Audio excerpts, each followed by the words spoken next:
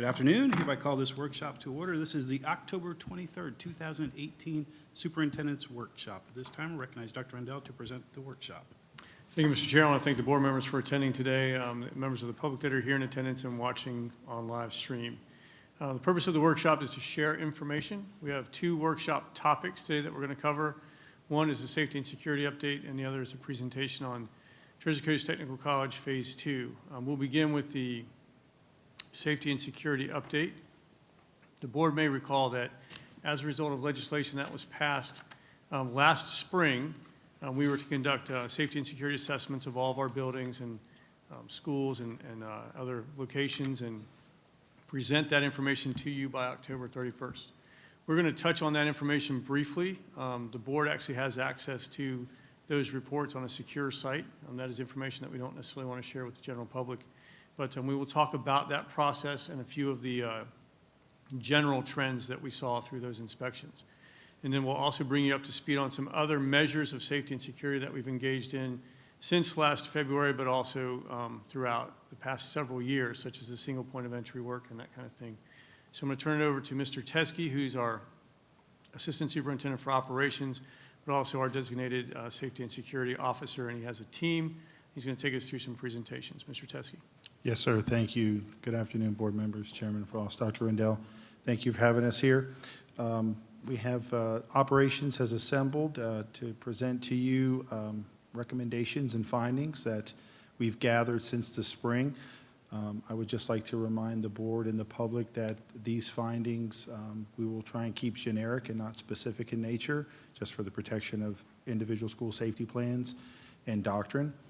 What we're going to present to you today is a culmination of law enforcement threat assessment walkthroughs that were conducted at schools, the Florida Safety School Assessment Tool, the FSAT, and our third-party vendor that we brought in, Safe Havens International, with their safety walks that they conducted throughout the summer.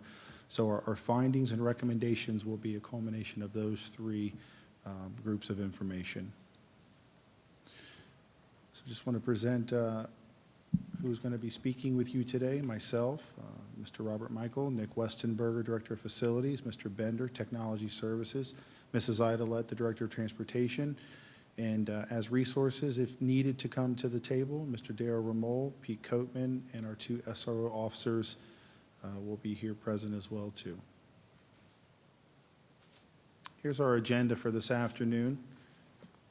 We're going to briefly review what Safe Havens International's purpose was, why we did reach out to them and have them come in and do assessments of our schools. We're going to update the board on single points of entry projects.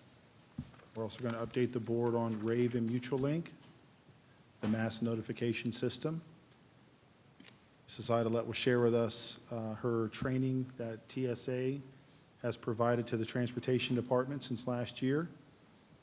We will give you an overview of the drill manager and emergency management plan procedures that correlate to the flip charts and the classroom materials that teachers use daily. Mr. Michael will cover Zonar, how we're previewing that for our White Fleet vehicles. Our SROs, if needed, will come to the table and share their community involvement and how they're building relationships, the findings and conclusions of Safe Haven International's recommendations, our strategy recommendations as a district, and then feedback and questions from the board.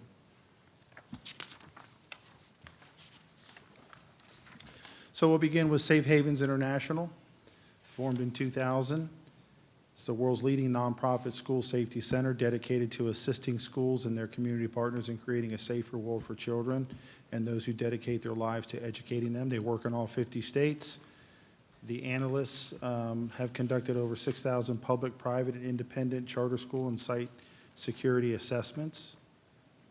So what attracted us to this company was their extensive experience of working within school systems, public and private. The School District of Indian River County selected Safe Havens International to conduct a physical security assessment of the 23 schools operated by the district. The purpose of the assessment was to identify opportunities to improve the physical safety and security at each school across the district. And at the same time, the district also wanted information to determine what enhancements we may qualify for with the district's security upgrades grant application with FLDOE.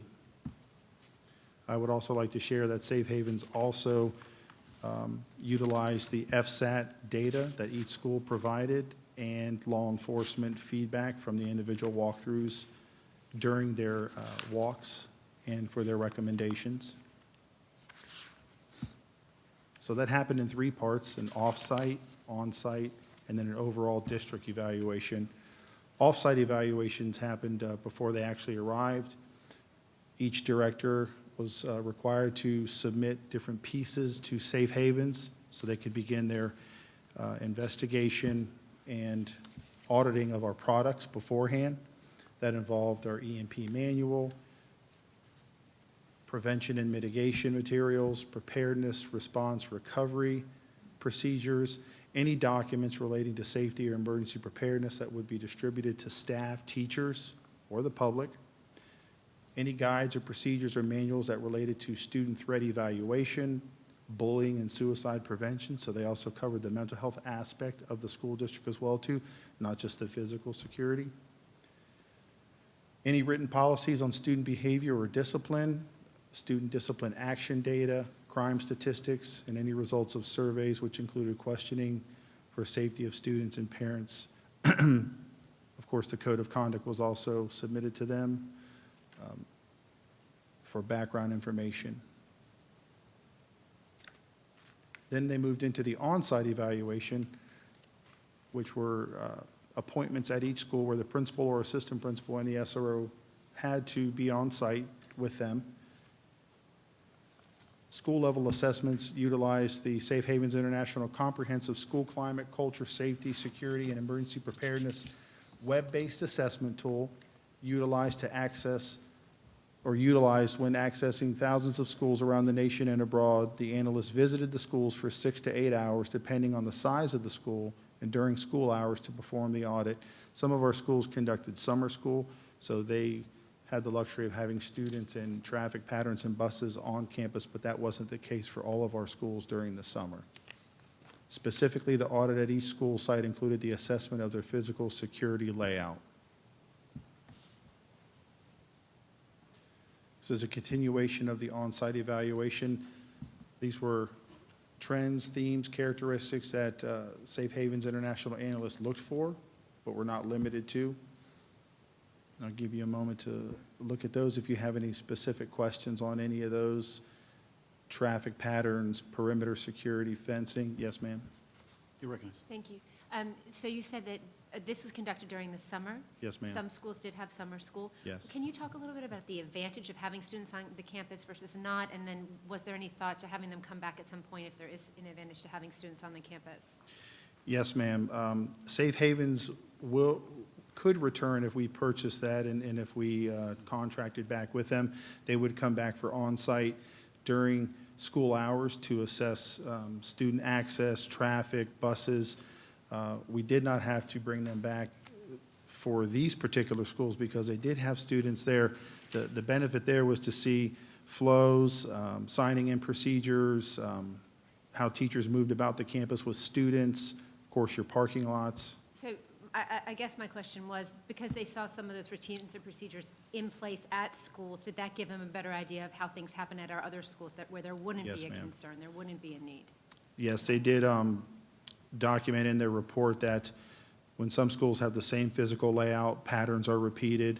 And since they did see a middle and elementary and secondary, that they duplicated that. So that is correct.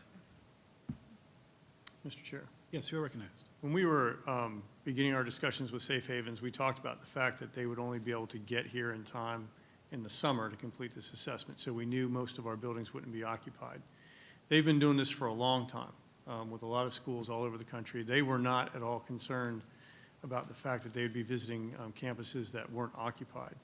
You know, they met with the principals and other staff to talk about where the buses load and unload, where a car drop-off is and that kind of thing. They know enough to know what traffic patterns look like and that kind of thing. They were not at all concerned that their assessment would be impacted by not having students on campus. Thank you. So their findings can be generalized to other Yes, campuses? sir. Just like to point out, they also spend a large amount of time with camera surveillance, procedures and practices. That was a big part of access control that we'll visit a little later on. They looked at space within the offices, any potential targets that might lead an attacker to a student or a teacher, common safety hazards, postings of maps, routes, food and beverage security practices with deliveries, and then just your overall school climate and culture. Just Yes, Go ma'am. ahead, Mrs. Zork. to follow up on this, are we planning on having the consultants come out while we do have session? I know that we had to rush and get this done, and I'm hearing that they weren't concerned, but, you know, I would like to know, do we plan on having them at least come out for a couple of the schools to validate what they're assuming? So that is an option, and after this workshop today, during discussion, that is something the board could present and pursue. We will be looking for recommendations from the board. That is an option at an additional cost. But once, I think, if you have not reviewed the individual reports, you'll see that those generic comparisons were sufficient on their end, that they're not recommending they need to. But it's always an option. Mrs. Justice.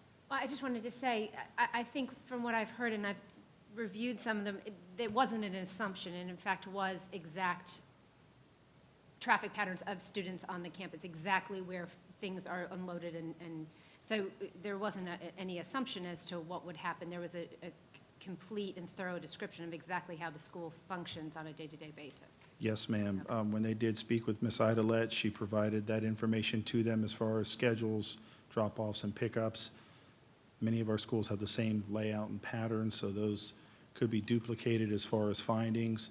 And as Dr. Rendell stated, when they were with the principal and the SRO, they were walking each parking lot, each bus and car loop with them and simulating how a day-to-day drop-off and pickup would run. And the third portion was the district-level assessment. This happened before, during, and after on follow-up conference calls. Site visits were described. District-level assessment was also conducted. The analysts met with key district personnel and local emergency management, including law enforcement and public safety agencies, to obtain a better understanding of the concerns and issues, if any, that the district would be evaluating. So here, preparedness for emergency situations and public safety and response, communication capabilities, security technologies, cameras and access control, school resource officer staffings, security measures for athletic events, the overall exercise of our drill programs, school safety and security preparedness training programs, student threat assessment approaches, bullying prevention and intervention strategies, student supervision, anonymous threat management approaches, documentations of safety efforts, and anything supporting student safety and security preparedness that dealt with our school bus fleet. So once again, after the school site, a district threat assessment was done again to gain more information as how elementary would build to middle and middle to high school, as how the day would flow from drop-off to pickup. Analysis and recommendation. The results of the assessment were incorporated into written reports by school. Safe Havens International provided a site assessment report for each school and building. Each report included a complete site survey checklist and a selection of photos taken during the assessment of the building for illustration. In addition to the individual site reports, a written strategic report was also provided. While the site reports for individual schools provide opportunities for improvement for each specific addressed school, the strategic report addressed opportunities for improvement in safety, security, and emergency management that require district-level supportive strategies to be shared at the end of this presentation. So once again, we will not be sharing individual school reports or recommendations for School A. We'll be looking at overall themes and trends for all of our facilities. Safe Havens provided the district with a draft of the district-level strategic report. Feedback was provided and revisions were made. We've had several conference calls as follow-ups with Safe Havens. They've asked us questions. We have asked them questions. They have made modifications to the report. This relationship can continue for an indefinite amount of time. There is no additional cost for us or the school to call the analysts and speak with them and make modifications to this report. And the final report will be shared with the board at a closed board workshop sometime in the future. Mr. Faust? You're recognized. I just wanted to say thank you to Dr. Rendell and staff for waiting to do that closed meeting until the new board sits. I think safety and security has always been a huge priority, but for the school district, but given the events of last year, and I know the heightened awareness around it, I think new board members are coming in with, it certainly is a huge responsibility as a board member to be responsible for safety and security and to oversee that with this, and working with district staff. So thank you for waiting to do that. Right. And just a reminder, this board does have access to those documents, and we are assumed to have reviewed them. And, you know, as someone who once held a top-secret clearance, and this is the one confidential document that the school board has, and I can tell you that what I hear from candidates shows that there's not a complete understanding of well, whomever is elected will have their eyes open. Well, and I don't think that you possibly could, to be honest with you. No, And I that's think- fair, right? Yeah, You don't and I know what think- you don't But know, so. I'm thankful that we'll be Right. sitting together as a new board going over this more specifically, so that we all have the same information, are getting it at the same time from the superintendent. And yes, the reports are available and can be reviewed, but it certainly will be a different, conversation, so. Right. And that's, I'm just seconding your support for that, as we had that conversation this week with Dr. Riddell. So, Mr. Teske. Yes, sir. So Safe Havens International makes what they call key opportunities for improvement. These will be detailed in your individual reports that you'll receive and that are posted. But here for discussion on a generic level, they have made recommendations for improvement with perimeter protection and access control, emergency communications and surveillance, signage, and other safety and security issues. So these are the areas that we have been addressing since 2013, since our safety audit. We were not waiting or reacting to these findings. We have been working on these issues consistently with long-term budgeting and projects. One of them being single points of entry updates. And at this time, I'll have Mr. Westenberger share this information with you. Good afternoon. So just like Mr. Teske said, we've actually been working on these single point of entry since 2013 after the Sandy Hook incident. We currently have 5 schools remaining out of our 23 schools. So we've been working diligently to get these things taken care of. Out of those 5 schools, we have 2 that are currently out for bid right now. Anticipated board approval in December. And then construction will begin immediately after that. We have 2 schools that we're anticipating 100% construction documents completed and to the building department by the end of this week. And then we will advertise and begin construction on those immediately afterwards. And then we have 1 school that's still in design right now, and we anticipate having the completed drawings by the end of November. Excuse me. So the schools that we've already done our single point of entry, we're going to continue to go back to those schools, and we're going to look to realign those single point of entries with kind of the new design criteria that we've been working with for these current 5 schools, which was something that was recommended by Safe Havens and kind of an evolution of the whole security process. We're continuing to work on the perimeter fencing at all of our campuses. There are some deficiencies that we do need to address, and quite frankly, we're addressing those right now. We're currently surveying the district to add electronic access control throughout all of our schools. So that's an ongoing project right now that we're working with the company to go out and do an assessment, and then they're going to come back to us with proposals essentially to do access control. Mrs. Zork. Question. Because in the past, this location, I have this company that that location and have a different company. Are we looking at one company so that we're not, Yeah, correct. We're going to try to standardize our access control with one company throughout the district. Not to limit ourselves to one vendor, but one platform that several vendors can work off of that will enable us to have essentially the same thing at every school. okay. And then just the final bullet is we're working off of Safe Havens International, off their security assessment. We're addressing our new single points of entries and what we're going to do to realign the other ones with their comments that they made. Thank you, Mr. Westenberg. Are there any other questions on single point of entry before we move on? Safe Havens International conclusion. Although we have identified a number of opportunities for improvement, our analysts were highly impressed with many of the measures that were implemented by the School District of Indian River County. We feel that the school district schools can become even safer environments that are more conducive of learning with the types of improvements described in this report. By building upon the many improvements that have been implemented in the district, the goal is both realistic and attainable. So we were pleased to receive that information from them, that they were impressed with the measures that we've been taking since 2013. And we agreed with them that the goal is realistic and obtainable from their results and their findings.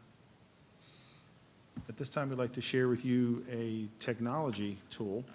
If the board members remember, during the Neola policies update, I shared one of our new Senate bill requirements was to implement or purchase a mass notification system for tips and/or alerting law enforcement. So we have been researching several vendors and different types of software. We have presented Rave and Mutual Link to you previously. Mr. Brian Bender would like to bring you up to speed with a brief review and then where we stand as of today. Thank you, Mr. Teske. Good afternoon, everyone. So, as Mr. Teske said, this is a follow-up to about, I believe, a month ago, we brought to you at a workshop the Rave and Mutual Link presentation. We had our SROs here. We had Captain Rick Francis from Seminole County, who has been using the system for a few years now. He came and gave his perspective on it as well. So our local group, we had our Indian River School District employees and our SROs review multiple systems. We did go to Seminole County as well and met with Captain Rick Francis, and he showed us the system, their current system in place. And our recommendation is to move forward with Rave and Mutual Link. And the next slide, please. And Rave, to review, is the emergency notification app.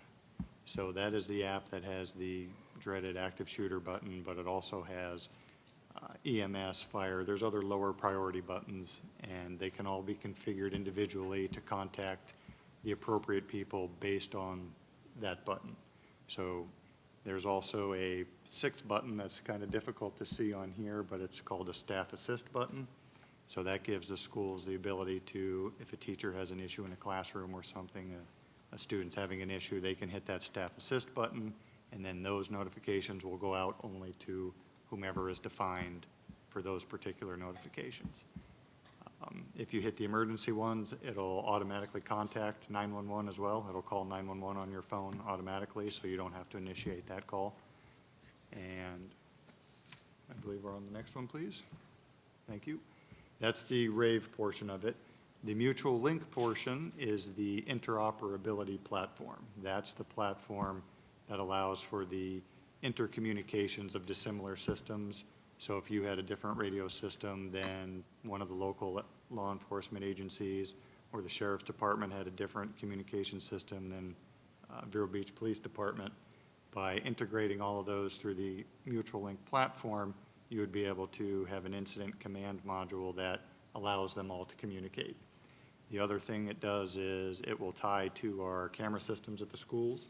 So if one of the emergency alerts goes off, it can link to that particular school and show the incident commander or whoever's responsible at that time the cameras at that school, and then they can pick and choose and view the live feed as an incident is occurring. That's the shared video. That's everything on there. Thank you. And this is a screenshot of the Mutual Link platform itself. There's a lot of information on there, but we just wanted to share and show you what it would look like. They'd be able to see whatever live video streams that are set up and provided. On the left of the screen are some of the different agencies, and you would drag and drop those into the window, and that's how the communications get opened up between the different agencies, just to show you guys what the system actually looks like. And that should all just be a review of what we presented a few weeks ago. So I think that's the last slide for this, if there's any questions regarding this platform. Mrs. Zork? Maybe Mr. Teske can answer this. I know we had at that presentation talked about a test at every location to see how the cell phone connection was. ma'am. Did we conduct that test, and what was the percentage of success? So I asked the principals to have that done before Christmas. We gave them a few months to work on it. They are currently conducting those tests at their schools, and they're emailing those results into us.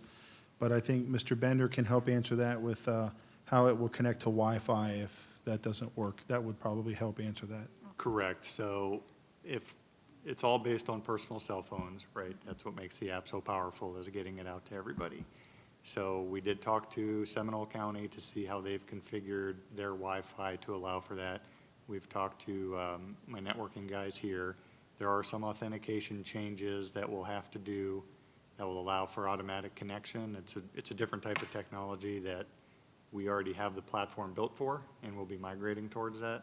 So in the areas that don't have significant cell phone coverage, there won't be the constant having to authenticate to our internal network. So that is something we are working on for this. So we will still continue with that drill, so the principals and teachers know the range of capabilities of their two-way radios and their school PA system. How far out in the field can I hear the PA system? They'll still conduct that So, drill. so you'll come back in after December and give us a Yes, update ma'am. on that? Absolutely. Mrs. Justice? In speaking with some other school board members in school districts around the state, this system has some real advantages. That GeoWeb, that while we have traveling people from different, from district personnel that go from school to school, being able to connect right into whatever that school-based campus is, and then also the video, which is somewhat unique to this. And in speaking with law enforcement, they've said that it's such an asset to be able to have that real-time information. I see the gentlemen shaking their heads over there. Again, still, this is obviously a very powerful tool in keeping our schools safe. Mr. Chair. You're recognized. So for members of the audience that maybe weren't here for the workshop presentation we did a few weeks ago on this program, this software platform, we would not be, school district employees would not be the only people that have the app. Law enforcement would have the app as well. So basically, if a school-based person hit the active shooter button alert or one of the other alerts, then law enforcement would also be notified at the same time. They have access to the same platform, access to all the video cameras and that kind of thing. So it's a platform that shares the information between not just school district personnel, but law enforcement personnel, which is kind of the missing link in some of the situations that have happened in the recent years. So, we're pretty excited that, both of the agencies that we've talked to so far, the Sheriff's Department, Vero Beach Police, Sebastian Police, Fellsmere as well? No, sir. Not Fellsmere yet. They've all said that, they're very interested in joining in and using this product, so that, if we have a situation on any of our campuses, all of our local law enforcement will be alerted with the same platform and be able to see the same things and communicate on the same manner. Mrs. Justice One of the Howell, things that Mrs. also was very valuable was the idea of being able to communicate with school-based personnel in case of an emergency. Having participated in one of the active shooter drills, there is a sense of uneasiness, and you really don't know your isolation. And school district and security personnel being able to communicate through that with a teacher that's with students or something like that is extremely valuable. And to follow up on what Mrs. Justice mentioned a few minutes ago, the geo fencing capability, basically when you hit the alert on your phone, it's kind of like Find My Phone. The app's going to note your location, so law enforcement and district personnel that are responding are going to know exactly where the alert is. We can pull up the cameras in that area. We know exactly where to go on campus. Again, those are some things that we're missing in some of the situations that unfortunately, have happened in the last couple of years. Mrs. Orr? Could you recap on why we've decided to go this way versus utilizing Fortify through the state, which is that what it's called, Fortify? Fortify Florida, right? And, Fortify Florida, is it just? so the is- benefits of this one over that one? Right, I'll let Mr. Teskey expand, but basically Fortify Florida is just a notification system. It doesn't have any of the communication follow-up. Yes, sir, that is correct. Fortify Florida will just enhance what the Sheriff's Department put in place with their tips line. It's just a tips line reporting tool. It is not a 911 first responder active shooter response. This is separate from that. So it's a see something, say something type It of. is, as was dictated in the statute. And was one of the differences the camera access, the Correct, law Fortify Florida is enforcement? just a notification app. Mhm. There's no communication that happens after that necessarily, no two-way communication, no geo-fencing capability or anything like that, so. Mutual Link would give us the access to patch in to law enforcement, the EOC eventually, any government buildings or law enforcement would all be connected in real time to be able to respond and seeing footage of where they need to react and where they need to be. Well, and we're kind of talking about this from like a most drastic, place where there are other parts about this that will enhance the safety and security on our campus for our students Right. and their health and safety.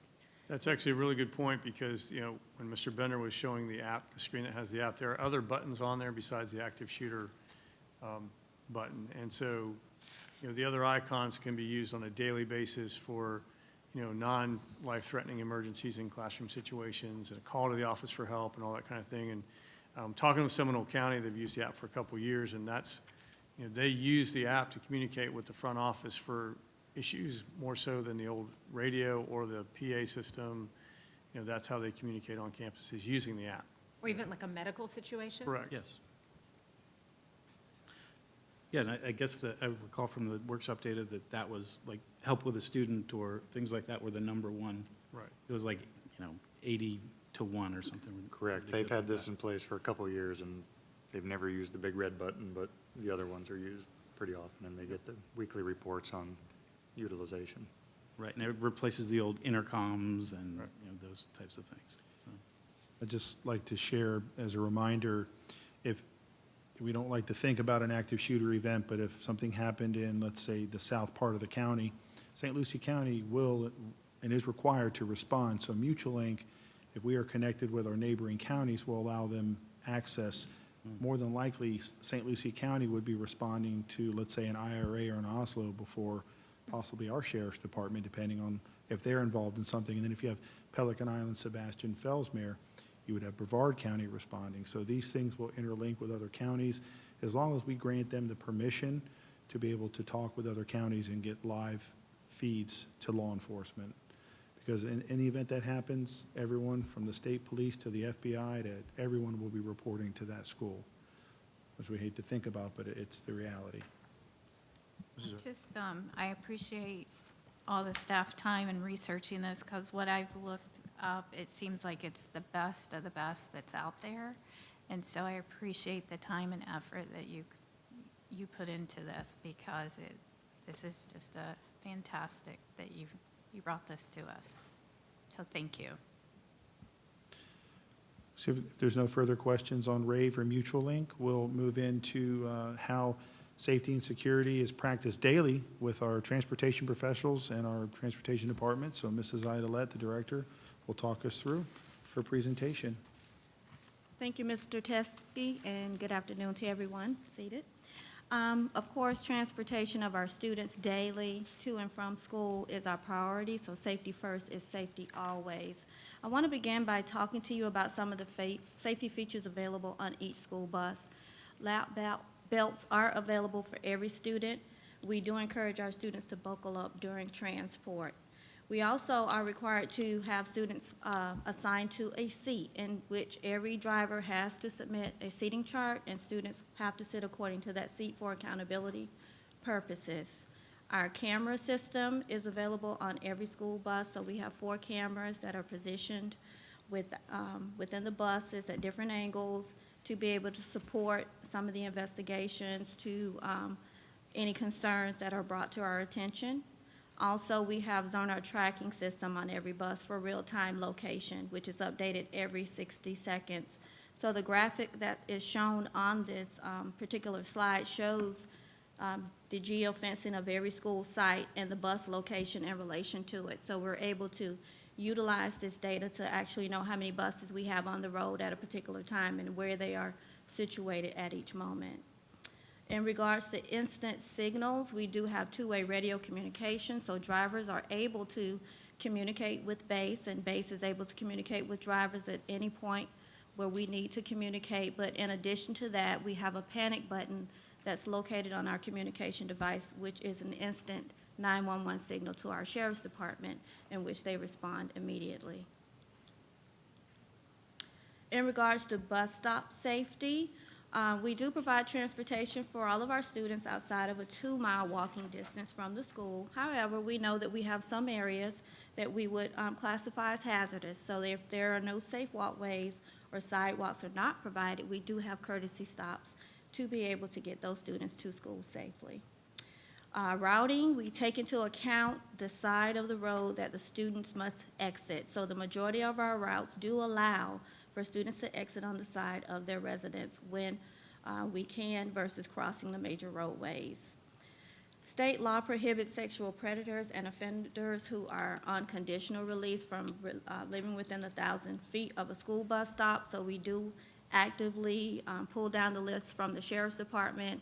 We receive contact from the sheriff's department from the different classifications of offenders. So we are constantly checking and making sure that we are adhering to that policy as well.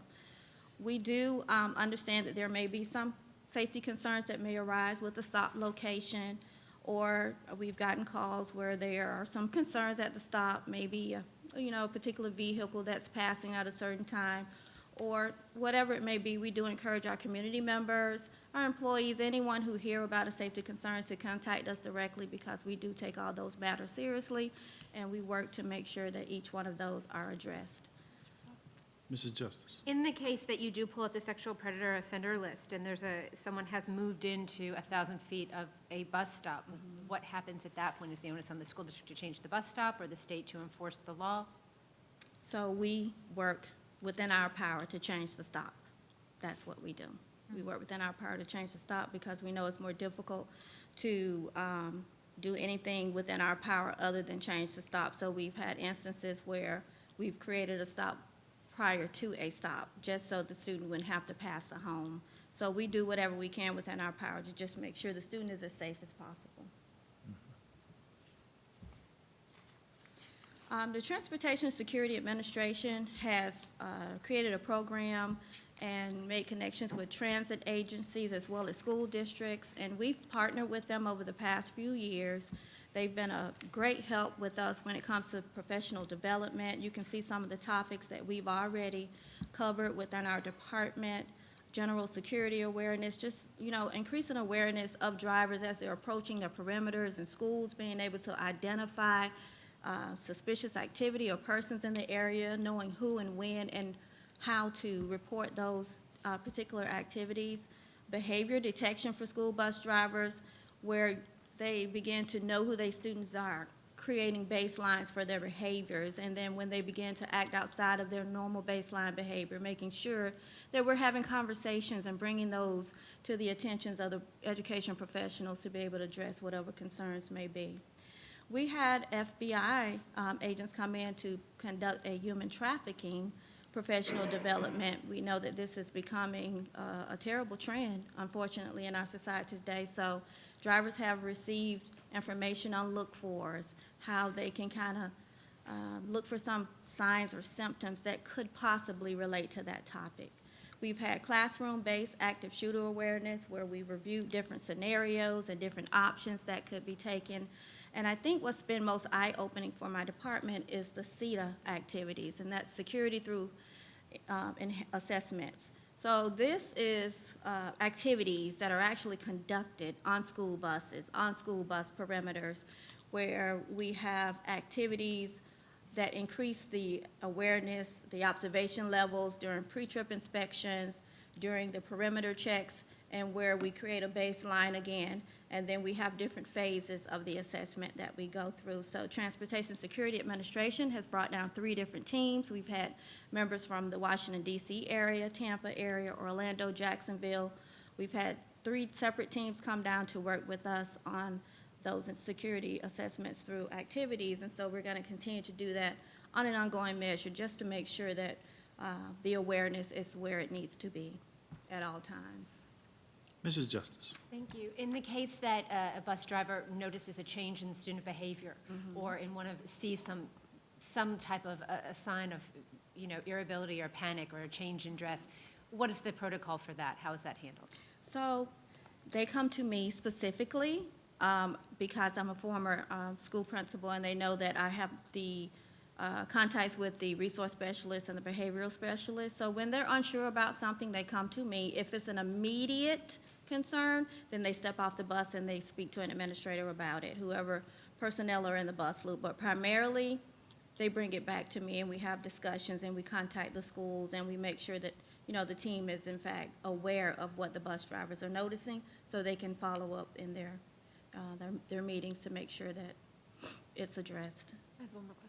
Follow. We've discussed when we went through the CHAMPS training, we were talking to teachers about some of the different things that are happening with positive behavior support in our classrooms. Have there been any steps taken for bus drivers to go through some of that as well? Because I know that we were seeing a referral trend from the buses. So could I have, if you'd like to address that, or I don't know if that's appropriate for now or a different time? No, we can address that. Safety. So we have the basis in our own professional development within the program of making sure that drivers know immediate interventions that can be placed on the bus to address some concerns. But there are some schools such as Vero Beach Elementary, Sebastian Elementary, who've actually asked for some time for their drivers to get off their bus once they deliver students in the morning to teach them specifically to their program and to allow them to be able to have their students earn tokens on their buses as well. So there are some schools who ask specifically that drivers be allowed to be trained to their programs, but we are also having ongoing professional development within the department as well about just being able to utilize some of our own tools in our tool belt to be able to address behaviors or concerns on the bus without involving school level. Sure.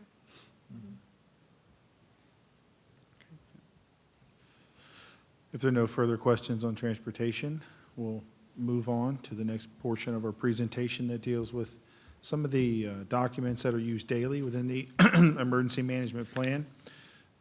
Just as a reminder, Safe Havens received copies of our emergency management plan prior to the on-site evaluations. Those were some of the documents that they requested to ensure that they had a background on prevention, preparedness, response, recovery, and training. So we won't be showing the actual emergency management plan publicly here because that is a secure document. Those do lie in the hands of the principal and the assistant principal at each school.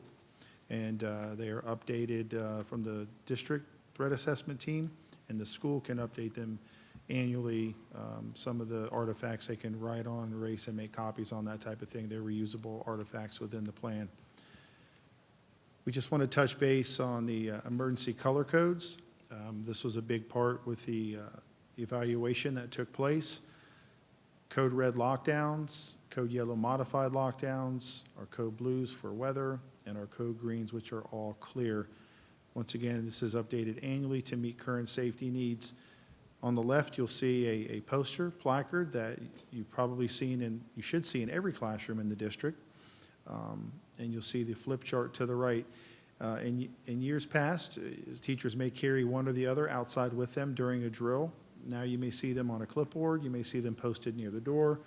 The one on the left is more user-friendly for a teacher, especially in elementary when they are escorting students to an area. Either one can be taken out in an emergency.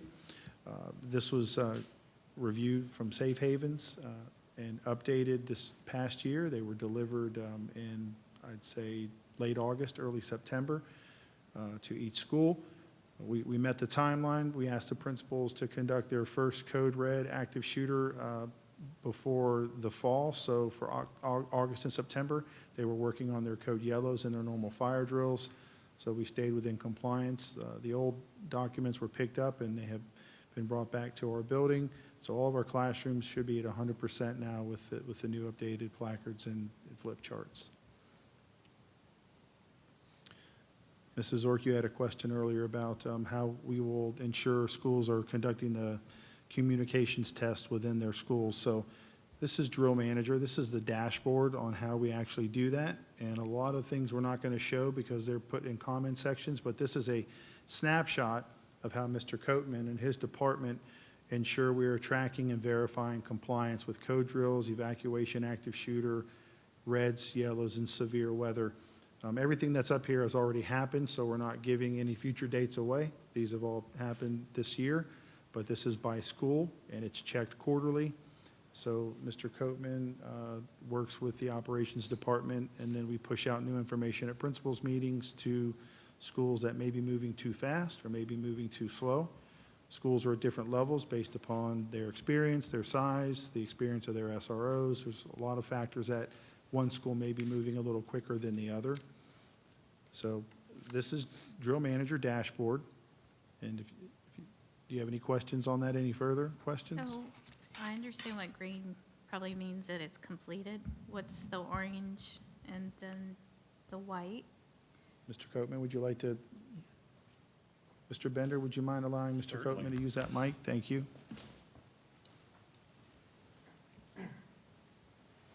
Yeah, the pie-shaped pieces that you see there are whether, say in orange, that's something that the planning is started, and then pieces of the planning have been completed. For instance, you see Citrus Elementary, and there's a little green pie piece in there. So they've started their planning, say, we're gonna do these drills on this certain date, and it's gonna involve the certain pieces of that drill. That's basically all it's saying. It's an easy way for us to look at this. Okay. So, one aspect that hasn't been talked about is the evacuation drills are required to be recorded.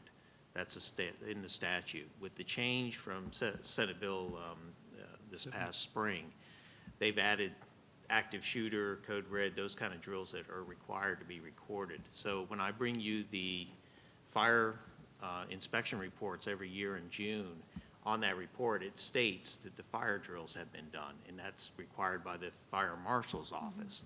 The statute now requires us to verify that the code reds and the active shooters have been done, so this is how we're accomplishing that. It's a written record. There's more to this. You can drill down into the drills and see more information and comment sections in there, but this is just a snapshot of the overall picture. That's how we're verifying drills are being completed according to statute. Okay. Thank you. Thank you, Mr. Coatman. I'd like to briefly touch on the Raptor system and the Raptor 6, some of the new and updated features and functionalities that go along with Raptor 6.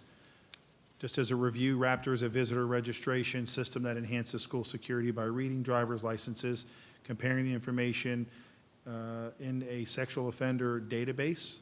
It will alert campus administrators, law enforcement, district personnel if a match is found. Assuming no match was found, it will do what you tell it to do, printing a visitor's badge that includes a photo. Other features that Raptor 6 does as well is it's instant sex offender screening, has an emergency silent alarm trigger for front office for alerts for first responders, can manage visitor sign in and sign out with badge printing, contractor signing in and signing out to abide by the Jessica Lunsford Act, student tardy processing with badge, volunteer management module that will tabulate your hours for your volunteers. Mrs. Maddox definitely has used that at schools with Raptor. Student early dismissal management and custom alert creation for custody issues. If the school elects to set parameters on what day a parent can and can't pick up, that can be done within Raptor as well too. Mrs. Justice. Thank you. This is one of these areas where I think this system is only as good as it is used, right? As the staff at the school is using it, and this is something I've spoken with Dr. Endell before, that I will continue to push for more consistency across the district as far as how this is utilized. I visit a lot of schools. There is a wide variance of the way in which this is used, and I don't think it is always used as stringently as it should be. I've heard from parents with some concerns about this, so I would just say to district staff, Dr. Rendell and district staff, that this be an area where we are vigilant about expressing exactly what the expectations are and that they're being followed. Yes, ma'am. We did offer 2 trainings in late August. So they were voluntary, so we pushed it out to schools. I'd be curious to see the schools that are not using it correctly, if they did not attend the refresher training. But we could gladly reach out to the schools in the front office, and Daryl can visit them, train them on site, or have a separate training for them. And I don't know that it's a lack of not knowing what the expectation is. It's perhaps a lack of compliance as to, so again, just,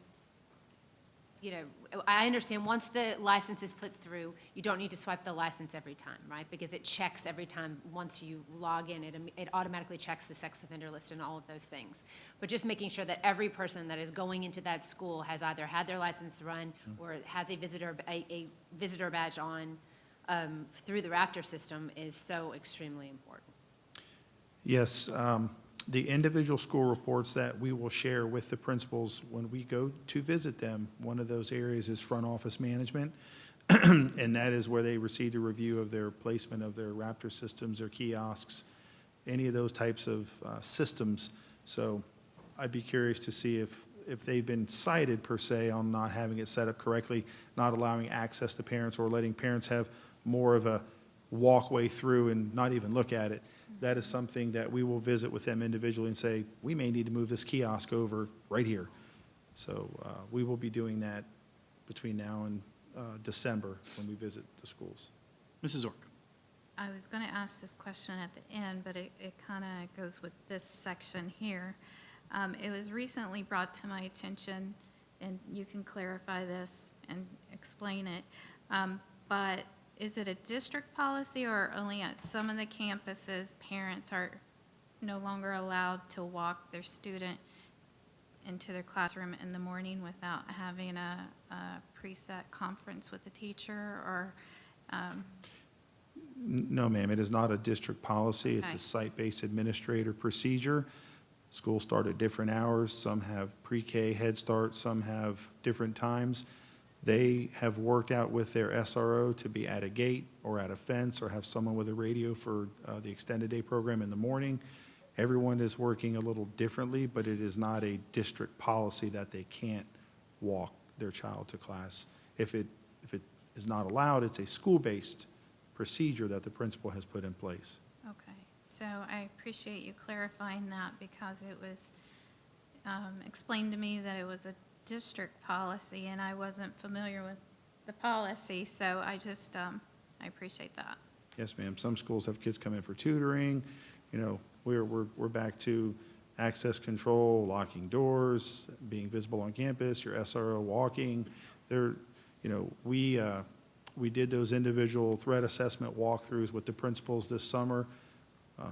They may have enhanced that on their own, so that is something that my staff can visit with them individually on and ensure we have good customer service, but we're also being safe and secure. We Right. have to find a happy medium. Well, I think the other part about this is that security is all of our responsibility, including parents on the campus. And I was actually at a school the other day, and a parent left through a side gate and didn't close it properly behind them, and another parent said to them, hey, you need to make sure you close that gate. You just left it open. And I was like, yes.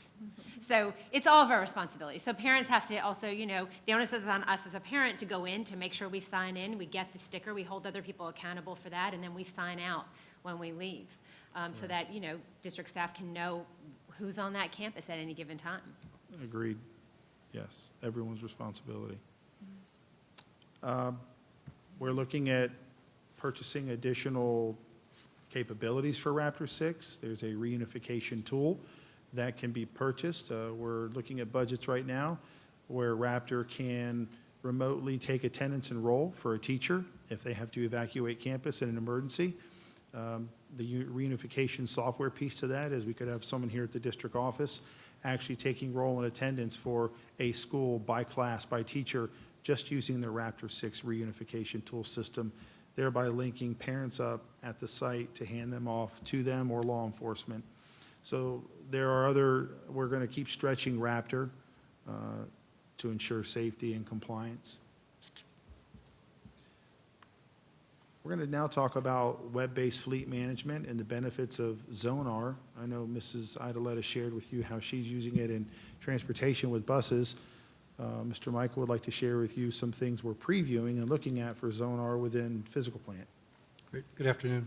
Yeah, I'd like to talk to you today about how we could use web-based fleet management to enhance the safety and security on the campuses. Some of the benefits of Zonar, as Jennifer has mentioned before, provides a real-time picture of all fleet operations. It also measures driver performance such as speed, path, safety, and idling. Provides location of fleet in real time. And this can be really important in an active shooter situation or a lockdown situation where you need to know where your staff are and who might be heading toward a school that's in lockdown. Allows us to be able to communicate with that staff member before they arrive at the site. It also helps identify vehicles that have been reported by the public who may be driving unsafely or speeding in school zones. So not uncommon that I get calls, and sometimes they get confused with the county vehicles, which I'm usually happy to find out when they are. County vehicles and not district vehicles, but this would be able to identify where our staff are at all times. It also provides an asset management tool for not only the vehicles, but also for the equipment that we have. We have a lot of very expensive equipment, as you know, excavators and loaders and things of that nature that are, cost $100,000 or more. And this tool could be actually used to track those items, so we would know where they're at all times, if they're at a school, or if they're back at the support services complex, or if they get stolen, we'd be able to track them down. So it could be used in many ways to kind of enhance what Jennifer's already doing with the buses. We'd be able to enhance it with using it on the white fleet also. Next slide. So the cost analysis for adding the fleet, I did the analysis just based off of my physical department fleet, which is roughly 50 vehicles, would be $1,373 monthly.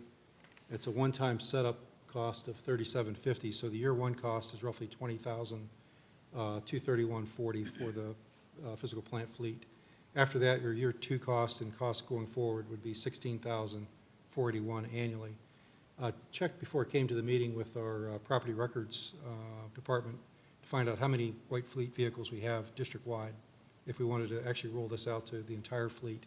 And there's roughly 100, including my 50, so it'd be basically double if we wanted to put this on all white fleet vehicles that the district owned.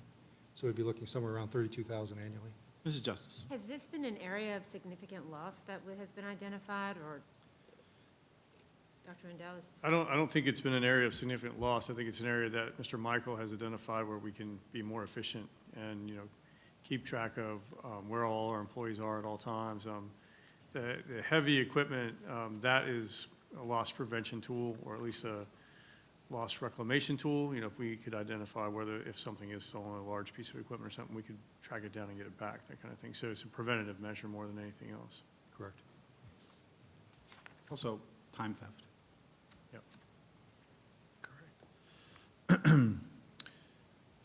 Now we'd like to share some fun, exciting moments captured with our SROs. I know we have Sergeant Ross Partee and Sergeant Dave Bailey here. They are here to answer questions. They can come to the table if needed. But we want to share with the board and the public that our school resource officers play many roles. They wear many hats, one of them being relationship building, building trust, building rapport with teachers, staff, and students is very important.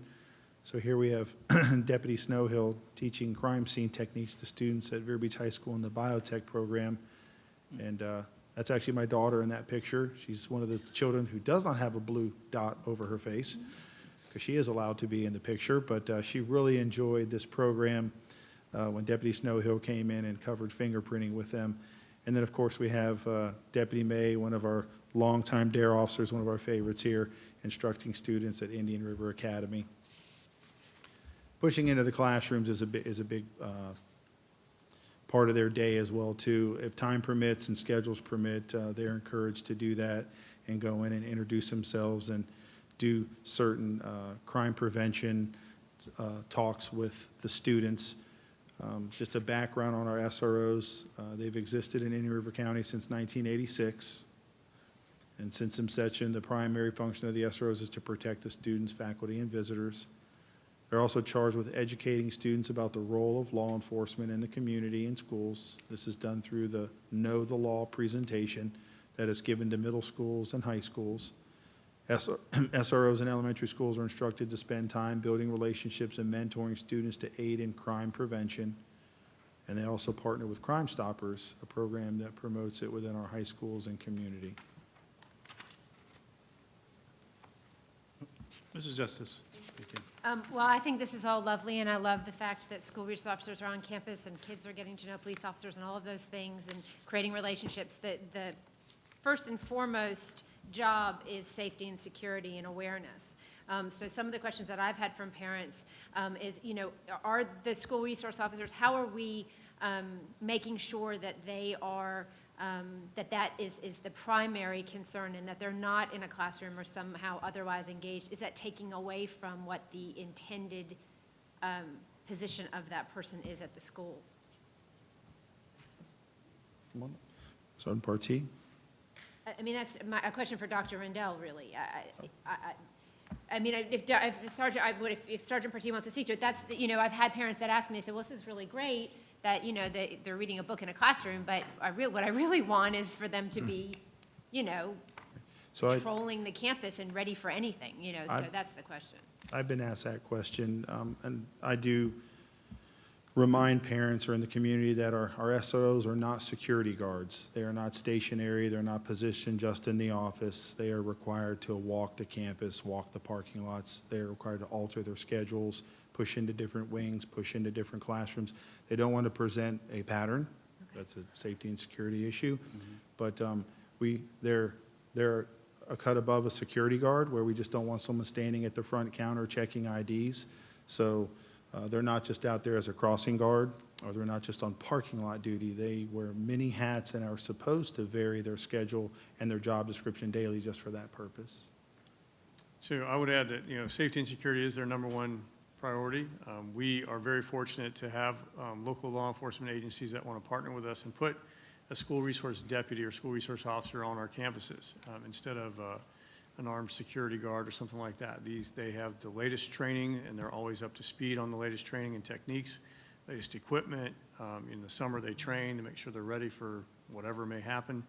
I think the idea is, and Sergeant Partee could speak to this, or Bailey could speak to this, is, they want to be mobile and move around on the campus because they want to get to know the campus. They want to make sure they know every inch of that campus and all the weaknesses and everything that are there. I think being in a classroom, delivering a lesson or reading to children or, that kind of thing is part of the relationship building that we want them to engage in as well, because that leads to safety and security.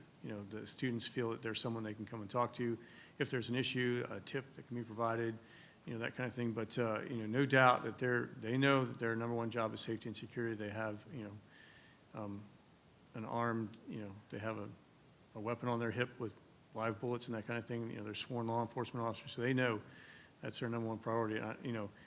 If Partee or Bailey could come up, they could talk about, how they vary that day.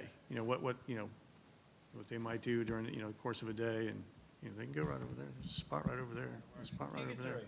Let me just grab my.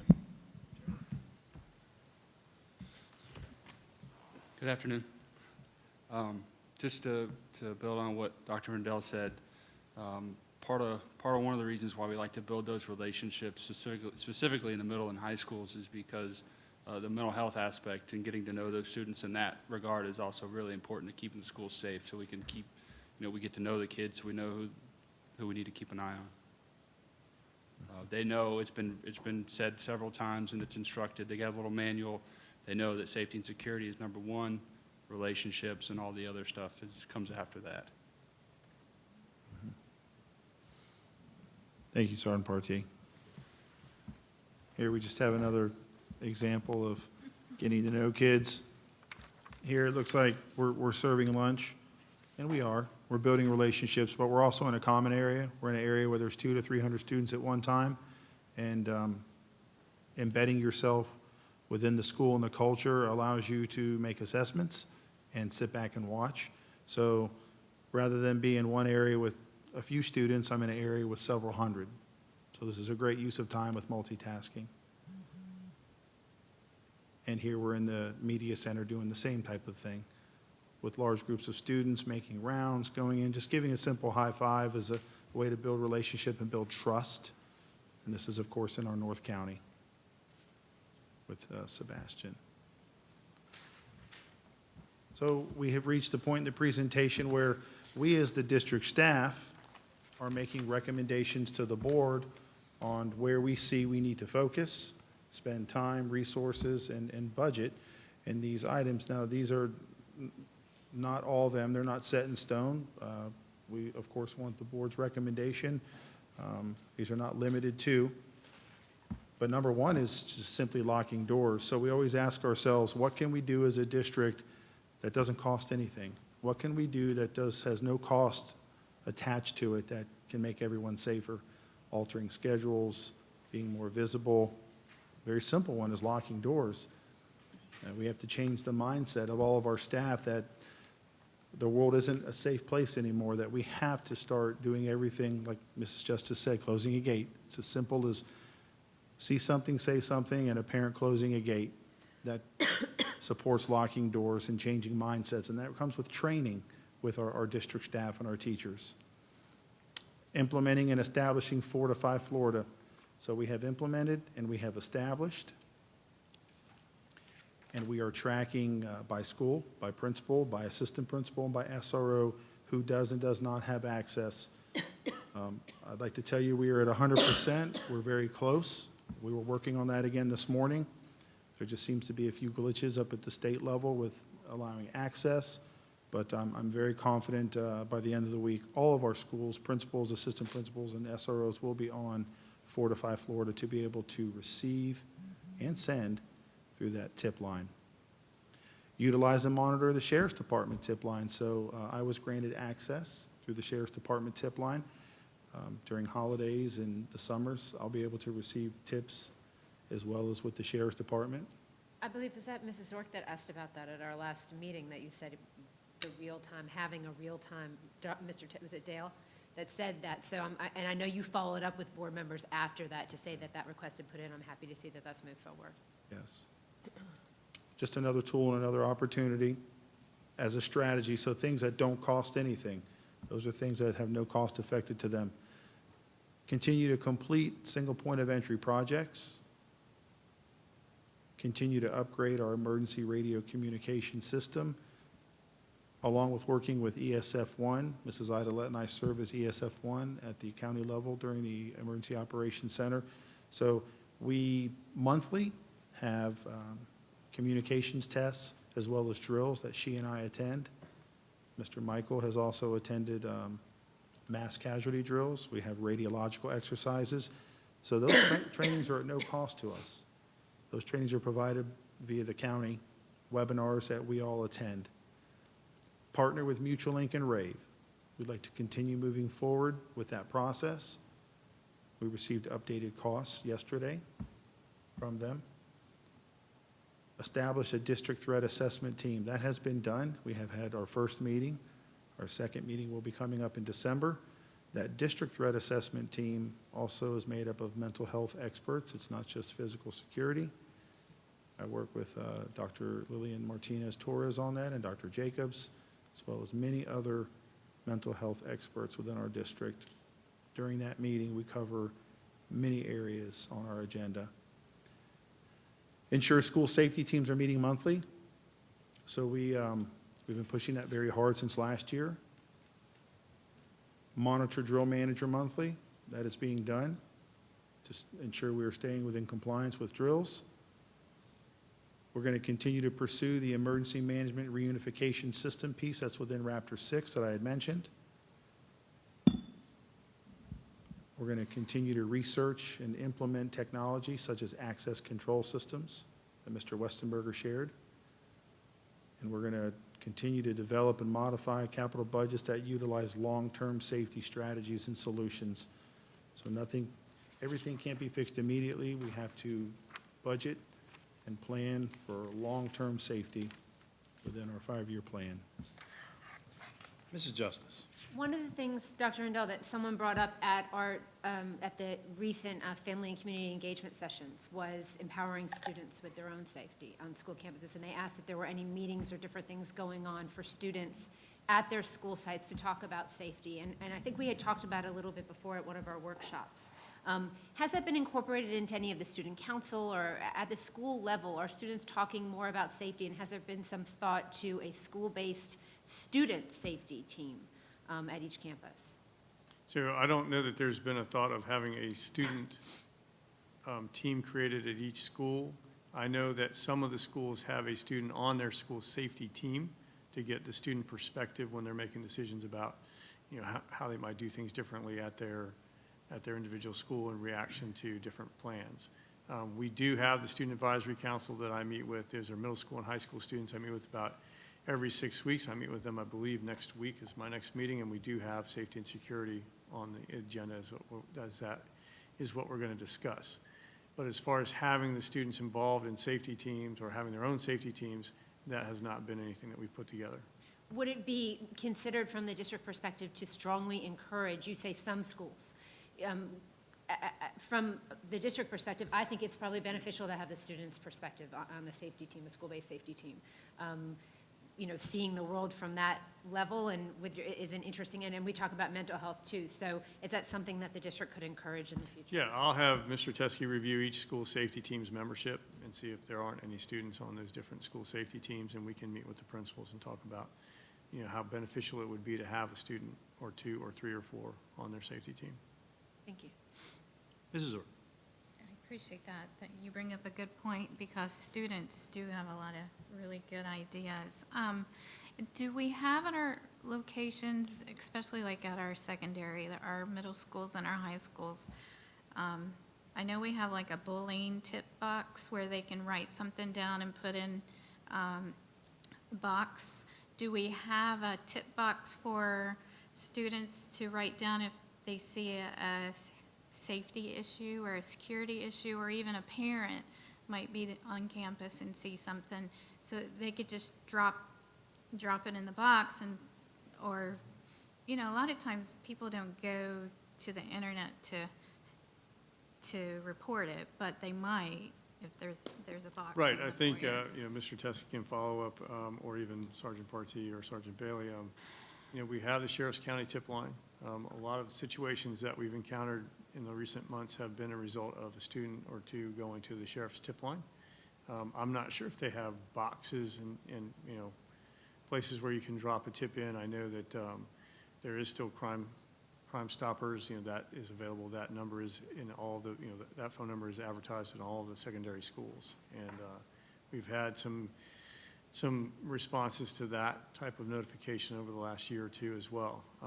And then, as we mentioned earlier, you know, school resource officers developing relationships with, you know, the students on campus have also led to, you know, tips and that kind of thing. So, Mr. Teskey, did we leave anything out?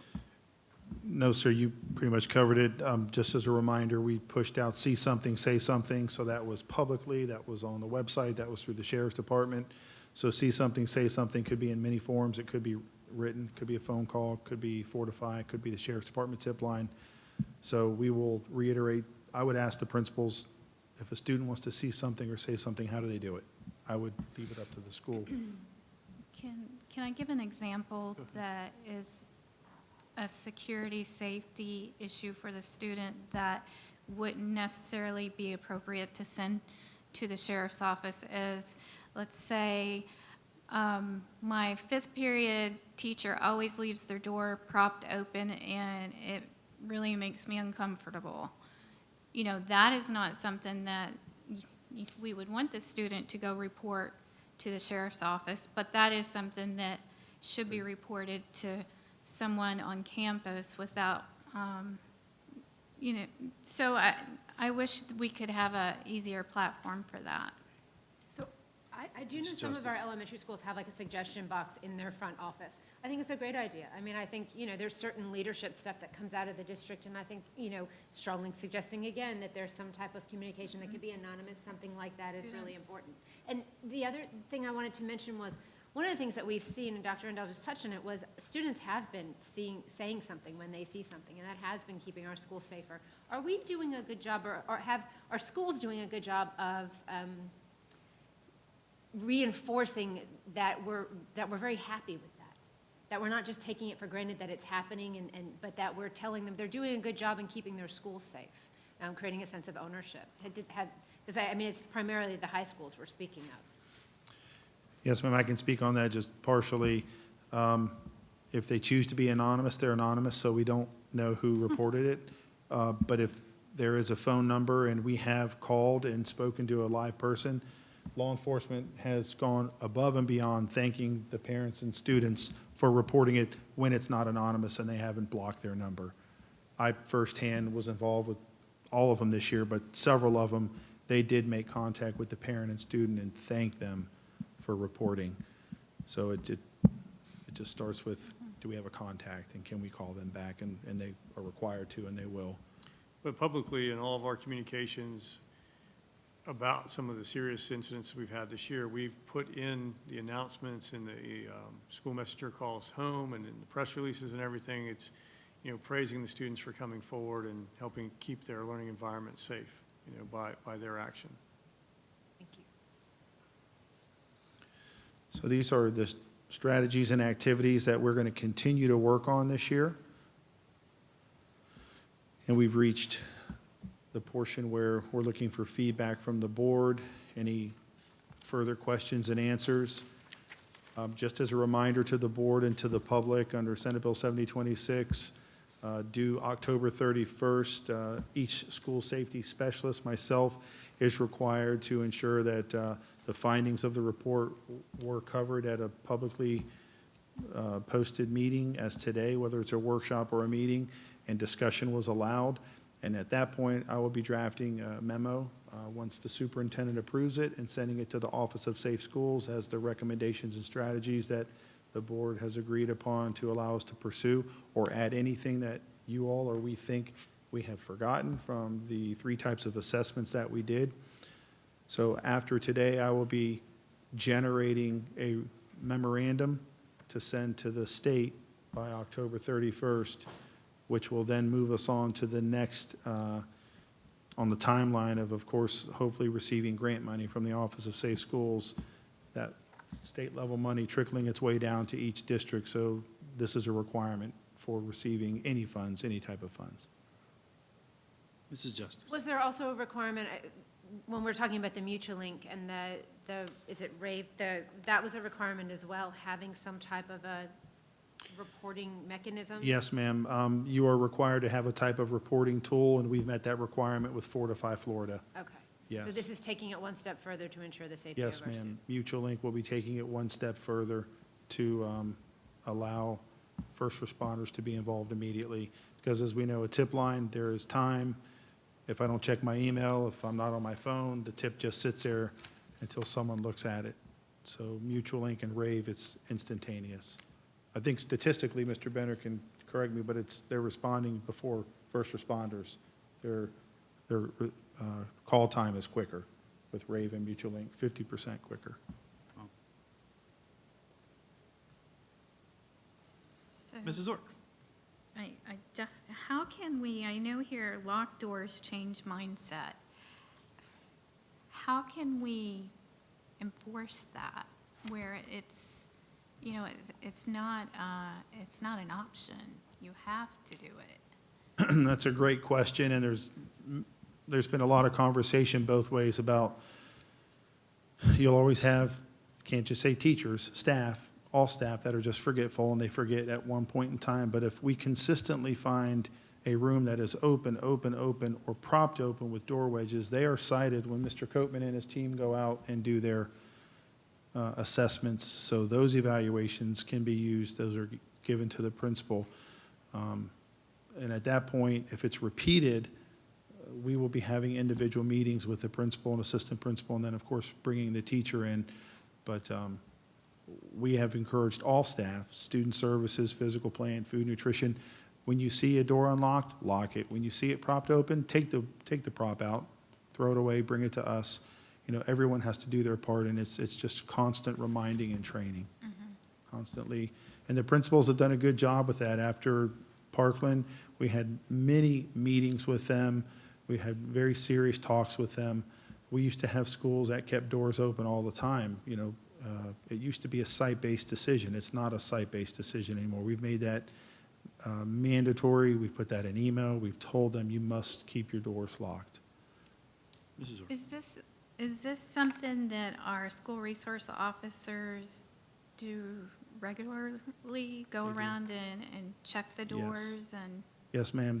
When they make those rounds every day, once that final bell rings, they each have their own area that they report to on different days, and they check gates, fences. I won't tell you their daily schedule. They alter it, but that is part of what they do within the school, is checking doors. Okay. Yes. Nick? Also, with the security, the access control assessments that we're doing, we're looking at the possibility of putting what we call a door position switch that will notify that, hey, this door is left open or propped open, so it can be different variables. It could be notifying a laptop, a desktop that gets notifications. It could go to the principal, it could go to the SRO, or we could possibly put an audible alarm on there to where if the door is propped open, the audible alarm goes off. Obviously, a teacher's not going to want an alarm going off the whole time. They're going to close the door. So those are things that we're kind of looking at as we go through this assessment for access control. Okay. I do like the idea, I read it back here, signage, because I was on a campus at the beginning of the year, and all the parents were going through the single point of entry. And then I'm at the back part of the campus, and there are adults letting other people come in a back gate, which defeats the whole purpose. Sure does. So having that signage, you know, and also the responsibility of whoever's on campus, you know, I know you're trying to be nice, but don't open those doors, because you know, we need to get that mindset through with the parents too. So I like the idea of the Yes. signage. Every school in their individual report that we will review again, we will take out to the school and meet with the principal. And their signage starts with their crossing, their walkways of students on campus, their parking lots. It works all the way into the single point of entry. So signage could be your traffic patterns. I don't know where to go. Visitors report to the office. You're under surveillance. There's camera, all those types of things. Some schools are doing a good job with it. Others are not. We will be addressing that individually at each school. Yeah, I think that's such a really good idea, because, I mean, if a parent's going to leave through a gate and there's a big sign that says, you must sign out at the front office, this gate is not an exit for visitors, I mean, it makes it a lot harder to press the gate and leave. Because then I mean, you may know it, but to see it certainly is, Yes. you know, and it lets other people be a little bit more mindful. So it's a good idea. And that allows our SROs, some of them who've never worked at a school, to say, here's the sign. It says, don't exit. You know, it allows them to exercise great customer service, but then again, enforce the policy of the school of not using it. So signage is a very important factor with school safety. All right, if there's no further questions, our presentation is complete. Thank you. Thank you so much. Mr. Chair, I request like a 7 or 8 minute. Let's just go till 1:30, what do you say? 2:30. 2:30. We're recess until 2:30.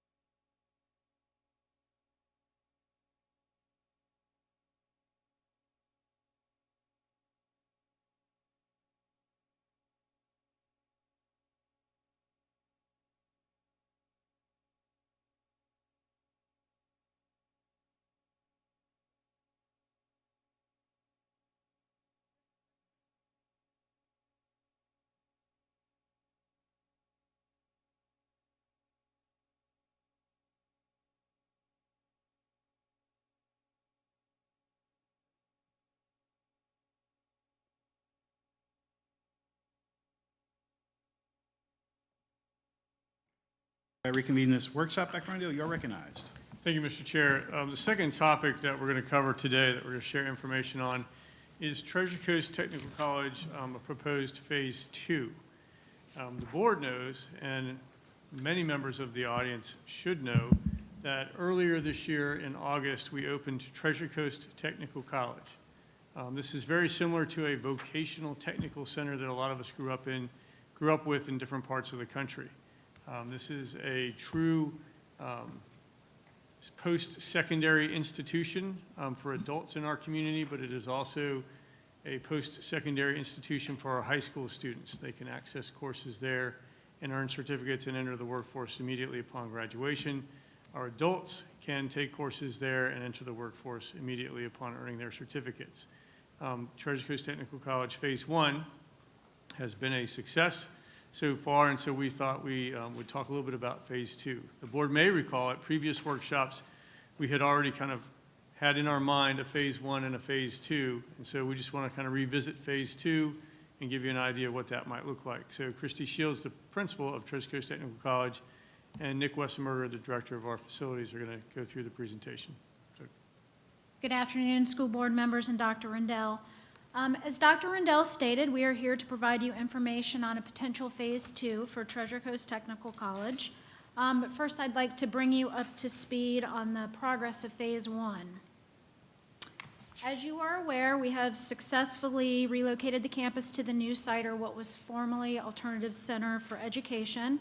We have completed the new building and held a well-received ribbon-cutting ceremony on August 9th.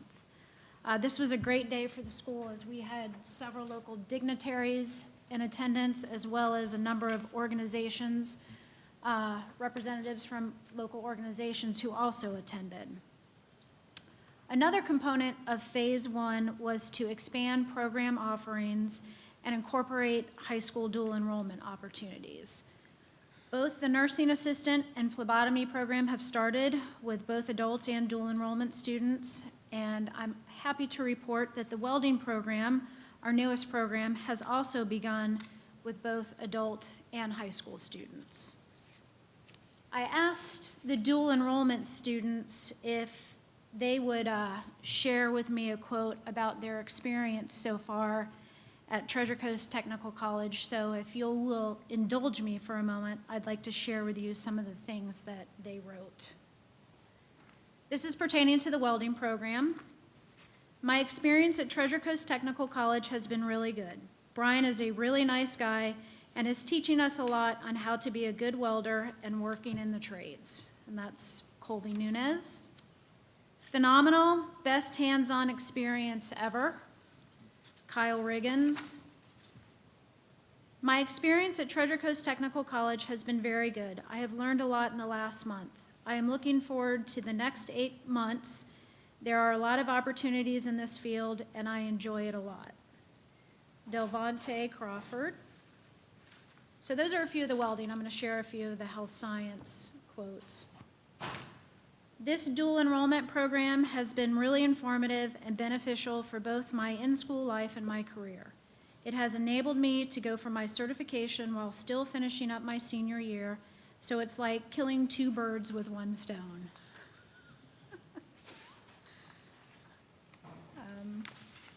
That was Blake Strotter. This is just a step closer to my success, and I thank you, Brianna Young. This college allows their students to expand their knowledge and share information with fellow classmates. The teachers and staff are very dedicated and focused on their jobs. That was Chloe Lohr. Never knew I would learn this much. Jennifer Valencia. This certification course has been helpful with my path into the health career field, and I have learned extensive knowledge about my career path. Abby Hoke.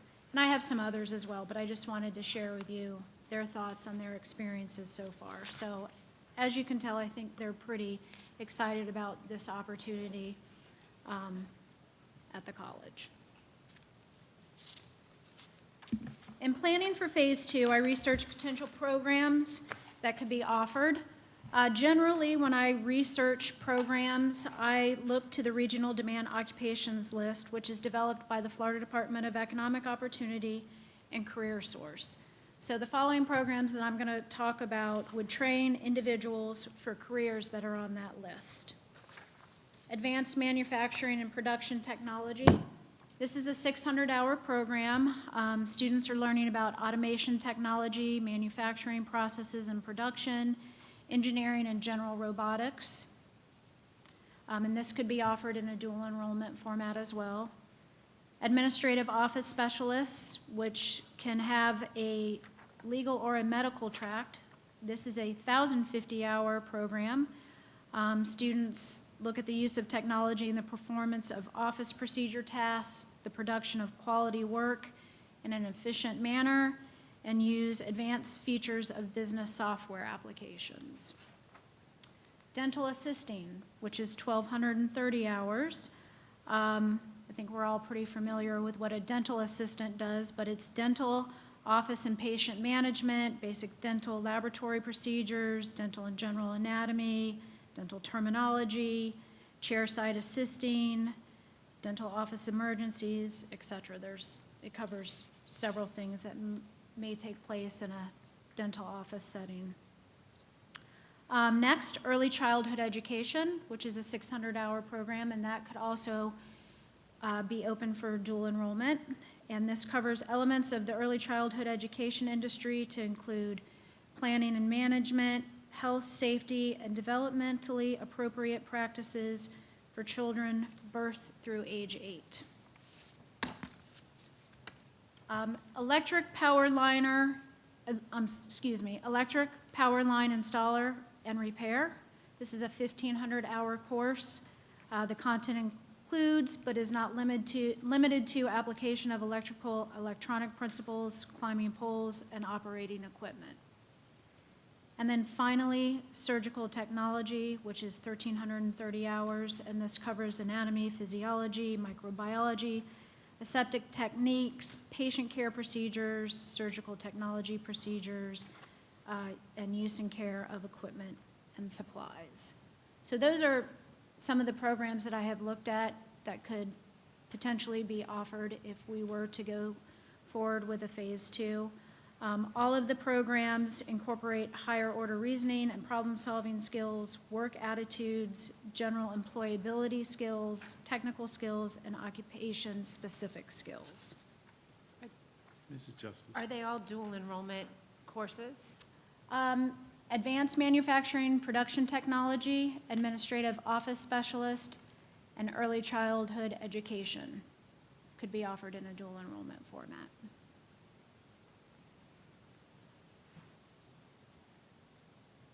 Thank you. I think IRC offers like a nuclear technician, don't they? Could that tie in with the line installer repair or no? I would have to look at the curriculum. I know that they have a partnership with FPL for that particular program, and I would be looking to do possibly the same for the electrical power line installer and repair. But it's obviously a very in-demand skill right now. I mean, you literally can't find Absolutely. enough. Absolutely.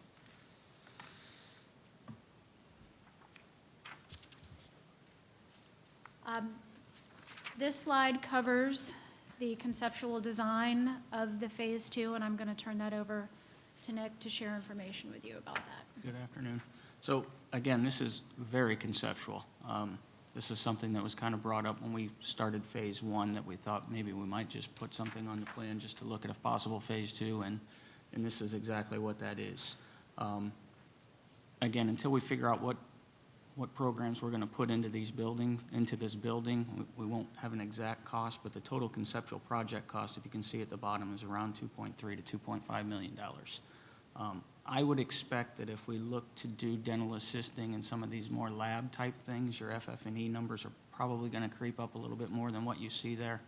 So when we did the conceptual design and we threw out those numbers there, those were based off of just classroom settings and not so much lab settings. So when we start looking at stuff like dental assisting and surgical labs and things like that, I would imagine that, and I'm not 100% sure, but I would imagine that you're going to see those FF&E numbers creep up. I think Christie. Yeah, I would concur with that. Yeah. So, other than that, it's pretty generic. It's pretty vanilla right now. What we've done is we put basically a box in an area that we can fit. We would mirror the two-story classrooms that are currently at the campus. And again, if we put labs on the bottom floor and we put classrooms on the top floor, that's all just a programming thing, but we can't really start on that until we figure out what we want to put in it and if we're going to move forward with it. Mrs. Justice. Where are the nearest areas that something like dental assisting, something like that, if you want to become a dental assistant, where would I go currently? IRSC has a program on their main campus. On their main campus in Fort Myers? Yes. Okay. What about power line installer and repair? I think the closest place that offers that is in Volusia County. There's actually a private institution that offers that program. Mrs. Zork. How did you choose these areas? Can you talk about that a little bit? The research that went into that to make sure that those are areas that when they actually graduate with a certificate, there's a job waiting for them? And do you have any from some of our other programs, what type of placement? So generally what I do is I look to the regional demand occupations list, which I mentioned was developed by the Florida Department of Economic Opportunity, and it's adopted by the local career source board. And what this list tells you is jobs where there are openings in the local area. Our local workforce board covers Indian River, St. Lucie, and Martin County. It tells you whether or not this is considered a high-skill, high-wage job. It tells you the number of annual openings, and it tells you what the mean and entry wage is for that particular occupation. And that's what I utilized when I developed the potential programs list. Mrs. Zork. So on the programs that we currently offer, what type of placement percentage, because I'm assuming you track that also. How We many do. of our students actually get placed in a job after they graduate? We do, because we have to report that to Council on Occupational Education. It depends on the program. I'll give you an example. Our practical nursing program, 100% placement. All of the students who graduate in December have all passed the NCLEX, and they are all currently working in the field. Okay, so let's say, I'm just trying to understand this because let's say I wanted a certification in basket weaving. I don't, but that is not something that you could offer just because somebody wanted it. You Correct. have, talk about that, what type of restrictions you have and. So as a technical college, our mission is to serve the local community and provide skilled workforce. So you want to make sure that you're always offering a program where the student is going to be able to go out and become gainfully employed in the field. So obviously, with basket weavings, there is no employment opportunities in that field, so we would not offer that program. So we try to ensure that all of the programs that we offer, the students have the opportunity to become gainfully employed in the local area, and that's why we refer to this regional demand occupations list. Just to follow up, so if we offered, which a lot of interesting certifications, let's say we offer these certifications, and then 2 years from now, we notice that our students aren't being placed into employment. I'm assuming we would pull that program and we would replace it with something else. Do you Correct. keep track of that? And is Correct, that how it yes, works? absolutely. If we felt that there were no longer employment opportunities in that particular field, if maybe that particular program had been replaced by a newer, more updated program, maybe we would look at offering that particular program, but yes, we would look at no longer offering it, if it was no longer relevant. Right. Mrs. Justice. Okay. One of the areas that's really intriguing is the early childhood education certification. That's something that we know with the shortage of teachers, growing our own teachers is something that we're discussing a lot, and quality early childhood education is extremely important. And while there are Early childhood providers, the quality of some of the education that's being given in some of those facilities is not always where it needs to be. So in moving forward in this area, we know that we need teachers. If we can get students interested in education, and the idea that they would continue on and become certified teachers and come back and work here, the more we can encourage our high school students to become teachers, you know, it would really, really help with a lot of the teacher shortage that we see here in Indian River County. And one of the great things about the early childhood education program is there is an articulation agreement where if they do complete that program and they pass the test, they will receive 9 credits at IRSC towards, Continue moving forward, right? to continue and move forward. Rather, and we're going out and we're Education. recruiting, and we know there's a shortage of teachers, and we continue to go out and recruit out of state, but the reality is that people tend to come back to work where they're from or somewhere near there. So we're luring people here, and here we have a pool of students that love our community and that were raised here and could potentially become teachers in our classrooms, which is really powerful.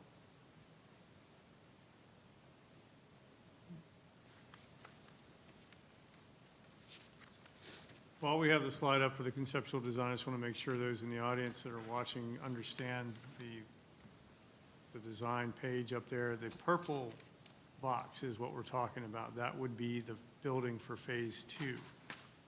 The teal box in the bottom right-hand corner is the newest addition to that campus. That is the industrial trades building that has the welding laboratory and the construction trades laboratory. So all of the teal buildings, so to speak, are part of the Treasure Coast Technical College. Mrs. Justice. Is there capability currently without moving forward with construction, but just in the near future or for the coming year, if this is not the direction we go? And I understand with some of the medical things with a lab, you may need some type of different infrastructure. But is there space to add the early childhood education component in, to start offering those classes with the current space that's available now? That's a question for Mrs. Shields. Yes, we could do that without this particular building, and we are already looking into adding that program starting in August of 2019. There's also a couple other spaces on the current campus that we might start utilizing, for example, culinary arts. Correct. I'm also looking at starting a culinary arts program in August of 2019. I'm right now looking into the equipment needs for that particular program, what type of equipment, supplies, redesigning of that kitchen would need to be done in order for it to be used as a full professional culinary kitchen for instruction.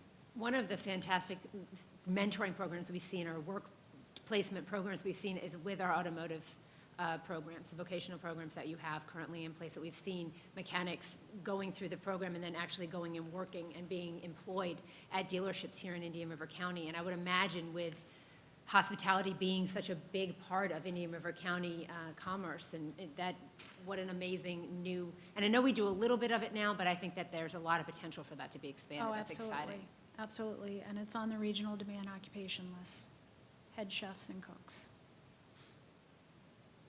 So, Mrs. Orr.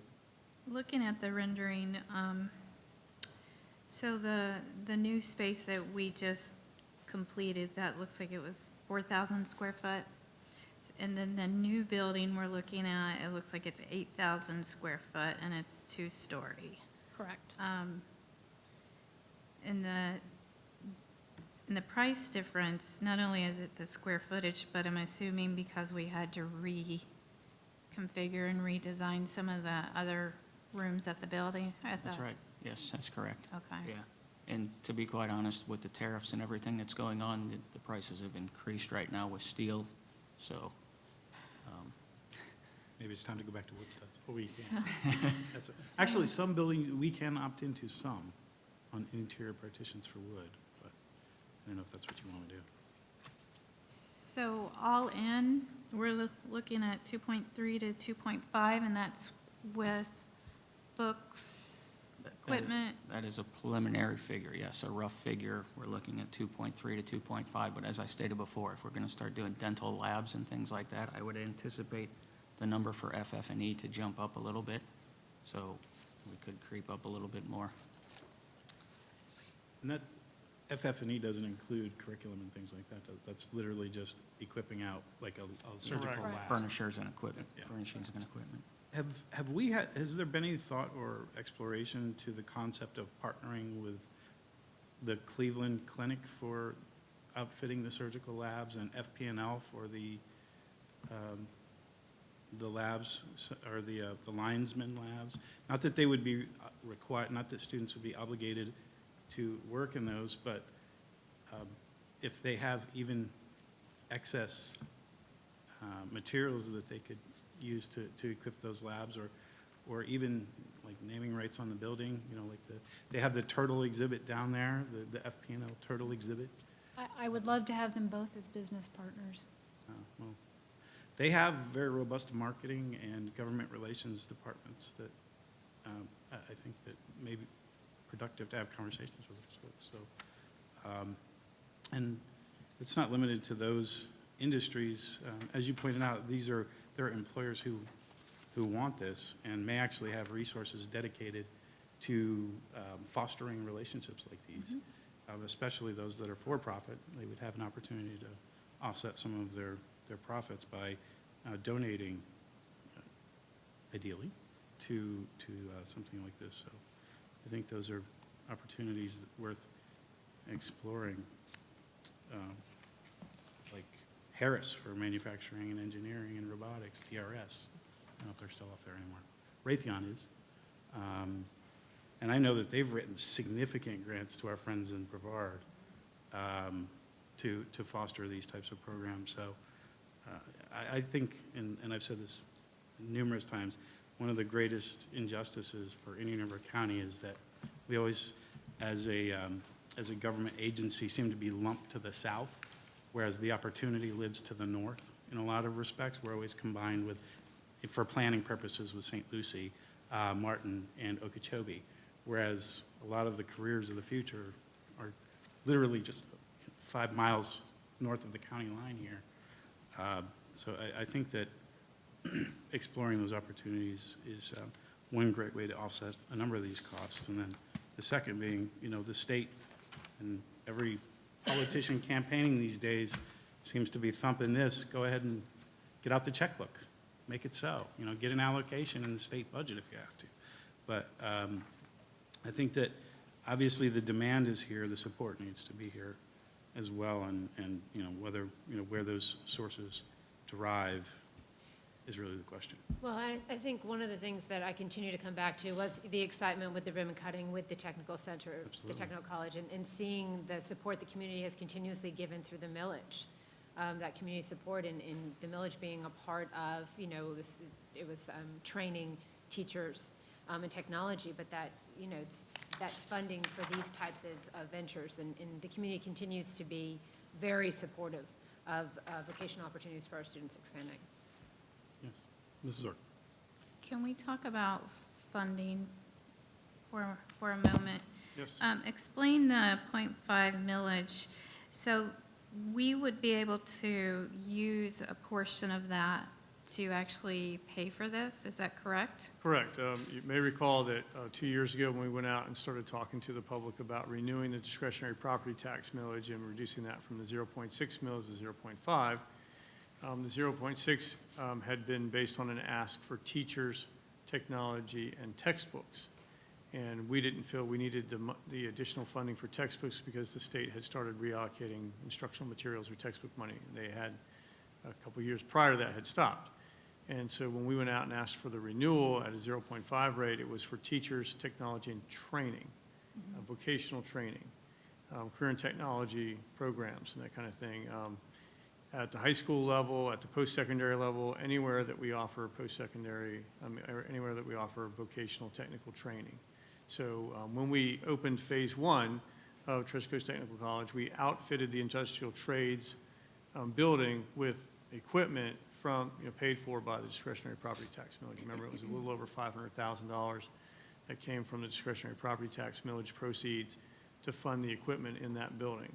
And so we have monies, coming in from that discretionary property tax millage that can be directed at training programs, vocational, career and technical training programs. So they could be used for this facility, they could be used to support the training programs, the vocational technical training programs at the high schools and the middle schools. We actually have some CTE courses at the middle schools as well. So, This is, so going forward, after the .5 millage expires, being that we've expanded the tech college, talk about how it's going to be able to sustain itself without utilizing any of the millage. Because my understanding, it's a fee-based program, which pays for itself, and then you use the fees to pay for the teachers, but for the maintenance and upkeep of the equipment and the building itself, where will that come out of the general fund in the future? It will not come out of the general fund. Treasure Coast Technical College, we are our own budget, and we are self-sufficient. So ideally, once the millage runs out, the programs will be self-sufficient in the sense that there will be enough student enrollment to cover the costs of maintaining that equipment and the instructors who instruct in those programs. And that also relies on state funds for workforce We do. development, right? We do receive workforce development funds from the state, and that's based on our enrollment. Mrs. I Sure, wrote no, them down please so I do. wouldn't forget. So the workforce development, explain that. The money, does it depend on the placement? It does not. It depends on enrollment. How Enrollment, many not students are placement. enrolled in the program. Okay. We also have an FTE figure as well on Okay. the workforce development side. You're recognized for a series of Thank questions. you, Go okay. ahead. So, talk to me about how many high school students are dual enrolled in the program at the tech center currently? Oh, Currently, right now, we have 23 students enrolled in the 3 different programs: welding, nursing assistant, and phlebotomy. And what do you see that as a percentage-wise? How many students overall do you have there?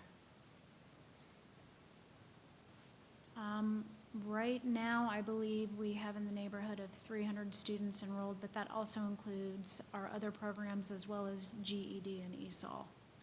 So, do we have any students on a waiting list for the tech center, our high school students? Well, next semester, we already have 13 more students who are enrolled for nursing assistant and phlebotomy because there will be a new class that starts in January. Okay. Now, registration for August of 2019 has not begun yet at the high schools. Okay. All right. Mrs. Justice? There's a question regarding GED. So I've attended the GED graduation ceremonies, and it certainly is a really exciting group of people that have chosen to come back, and you have really a diverse group of people that come back. We see mothers with children that are in our school system, students that perhaps had a child, dropped out, and are coming back, or just lost their way through high school and are continuing. Have you seen any interest being sparked with some of these certification programs, with having your GE students there and having these programs there? And as we look forward for the admin assistant, when we look at some of those programs that really are a certification that leads to a job, are you seeing any opportunities open up for some of those Oh, students? absolutely. We usually have a few students every year who are both enrolled in GED as well as one of the career programs, because you don't necessarily have to have a high school diploma or a GED to enroll in some of our programs. For example, we had a female last year who got her GED with us, as well as attended and completed the medical assisting program. So, yes. What a powerful thing to be able Yes. to not only receive your high school diploma, but be able to get a certification that you can then, perhaps with children, or, be able to go and use that to get a job. Right, and she walked in the GED graduation and at the same time had just recently completed the medical assisting program. It's powerful. You have more questions? Yes. Going back to the waiting list, are you seeing, and I guess it depends what you offer at Sebastian River High School and Vero Beach High School, are you seeing waiting lists to get into those programs going down because students are going over to the campus, the tech center, or what is the waiting list over at our high schools now for the vocationals? Well, that's what I was saying. They have not started registering students yet for next year. Students have not begun their scheduling with their guidance counselors, so there hasn't been any waiting lists created yet. We have received a couple of dual enrollment applications already for next year for the welding program. So students are thinking about it, but those meetings that guidance counselors are going to be having with those students are coming up in the near future, when they would be doing their class selections. Okay. We've added a link on each of the high school websites to CTE dual enrollment. We've also had our classes added to the registration form that they use at Vero Beach High School, so that when they're making those selections, they will see Treasure Coast Technical College on there, and, you know, the programs as an option when they're making their selections. Okay. That's something I would be interested in seeing next year is how many students, the waiting list, how it's being affected by the new campus. So I guess this question would be for Dr. Rendell. With the millage, you know, I've been asked, why do we need a tech center when we have vocational at both locations? Why do you see that we need the tech center also in addition to? Right, the technical college offers certificates that we can't offer at the high schools. You know, a good example is the welding program. And we do have welding at Sebastian River High School, but you can't earn the full certificate in the program at Sebastian River High School. So for example, all the career certifications that you can get at the technical college, can't offer all of those at the high schools. CNA is one of the few, and maybe some of the culinary arts certifications are some of the few. But this is a post-secondary institution. This is really supposed to be post-high school. And the fact that our high school students can't access some of these courses while still in high school is true dual enrollment, just like they would at IRSC or Embry-Riddle, some of the other programs that we have. I think it's a benefit to the adult student and the high school student to have a technical college in our community. I think it's fantastic. You're going to see some students get interested in like the beginning level of a career field at their high school. So maybe a student takes the construction trades class, the carpentry class at Vero Beach High School, and decides they want to pursue a manufacturing certificate or the construction trades or the welding certificate at the technical college. Well, now they've got some basic skills out of that they've learned at the high school, and now they can transition to the program at the technical college, either as a senior in high school or when they graduate as an adult. This is part of our school system, part of our school district, so to me, the money's going towards our students, whether they're adults or high school students. Just to follow up on that, in my opinion, I see it going forward as more cost-effective. If you're going to offer dental, the dental program, because that equipment is so expensive, to offer at one central location and the students can come there, where we might not ever be able to afford to have it at both locations of the high school. So, personally, I see that it's very cost-effective to have a central location, and maybe, do you see that the technical programs like that are going to be more funneled to that location in the future and not really creating new programs at the high schools? Well, I would love to have all of the programs, but I'm going to defer that question to Dr. Rendell. Yeah, I think we have two comprehensive high schools, and then the charter high school is more, theme, focused on college prep and fine arts. To have a comprehensive high school, so Sebastian River High School and Vero Beach High School are termed comprehensive high schools. You want to have programs at those schools for every student. So whether it's college prep, whether it's industrial trades, whether it's theater, whether it's, whatever interest or area they want to pursue. So you need to have a robust program at both of the comprehensive high schools. I believe the idea is that we're going to have complementary programs at those schools where you can begin certification in a certain field If you want to go deeper in that field, then you're going to go to the technical college either your senior year or after you graduate. So those, a lot of those programs are going to be initial certification programs or stepping stones into something you might pursue at the technical college or in the collegiate field. For example, both of the comprehensive high schools have automotive technology. Both of the automotive technology programs are doing well. A lot of students that take automotive technology at the high school level think they're going to pursue a career as an automotive mechanic, technician or whatever, and they get in there and they learn about some of the science and math that's involved in how cars operate, and then they decide to pursue a different degree, like maybe engineering or something like that. So we're going to want to have those vocational, technical, career and technology, whatever you want to call them, courses at those high schools, because they expose kids not only to that career, but maybe a career related to that they could pursue post-secondary. Thank you. For now, that's good. That's all your questions? Well, probably at the end, a couple more, but we probably need to wrap up the presentation. Well, and I just wanted to add one more thing, that the CTE dual enrollment courses are weighted a full point, so they are the equivalent of an advanced placement or an IB course. So it's also beneficial to the high school student. I think that's the last slide, so if you have other Oh, is questions. it? Mrs. Orr. Oh, well, okay. Just one last question. So I'm looking at the millage and utilizing that because when we we took the alternative education over to behind the Freshman Learning Center, we swapped. The portable we have now for the cafeteria, did we purchase it or are we leasing it?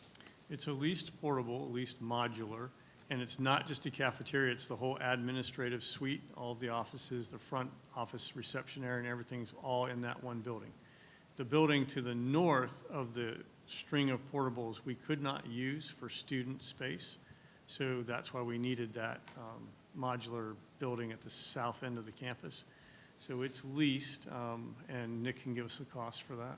Yeah, the yearly lease on that portable is about $37,500. So we're looking at roughly $3,100 a month to lease that portable. Okay. So the reason I'm asking the question is with the millage, because we had to move campuses because we expanded our vocational, could that cost to build that be shifted to the millage or no? We didn't use millage funds for the relocation of the ACE. We didn't use millage funds for the lease of the portable. So, and I don't think we plan on using it for that. Okay. Do you know how many square feet that portable is roughly? Not No? offhand. Okay. It's a triple wide. Well, it's a triple wide. It's a triple wide. Okay, using standard? No. It's got all the administrative I was offices going to figure out what and the then per foot per year an area was. that we say is a cafeteria, but it's not even as big as half of this room. So are we looking at, with that, building a permanent building, or, because that's a lot of money for leasing a portable? I think we needed to make a long-term decision on if that's the location for ACE or location. not before we Okay. build Yeah, that makes anything there. sense. Absolutely. Okay, that's my last question. Thank you. Okay. May I? You're welcome. Yep. I just want to say thank you for sharing the information today. You've given us a lot to think about in going forward. And I think my takeaway immediately is that I still would like to see, regardless of how this moves forward, that early childhood education or culinary and all of those other advances that we can do in the space that we have to move forward. That would be my personal opinion. I think they're valuable, and I see them as an asset to our students and our families and this community.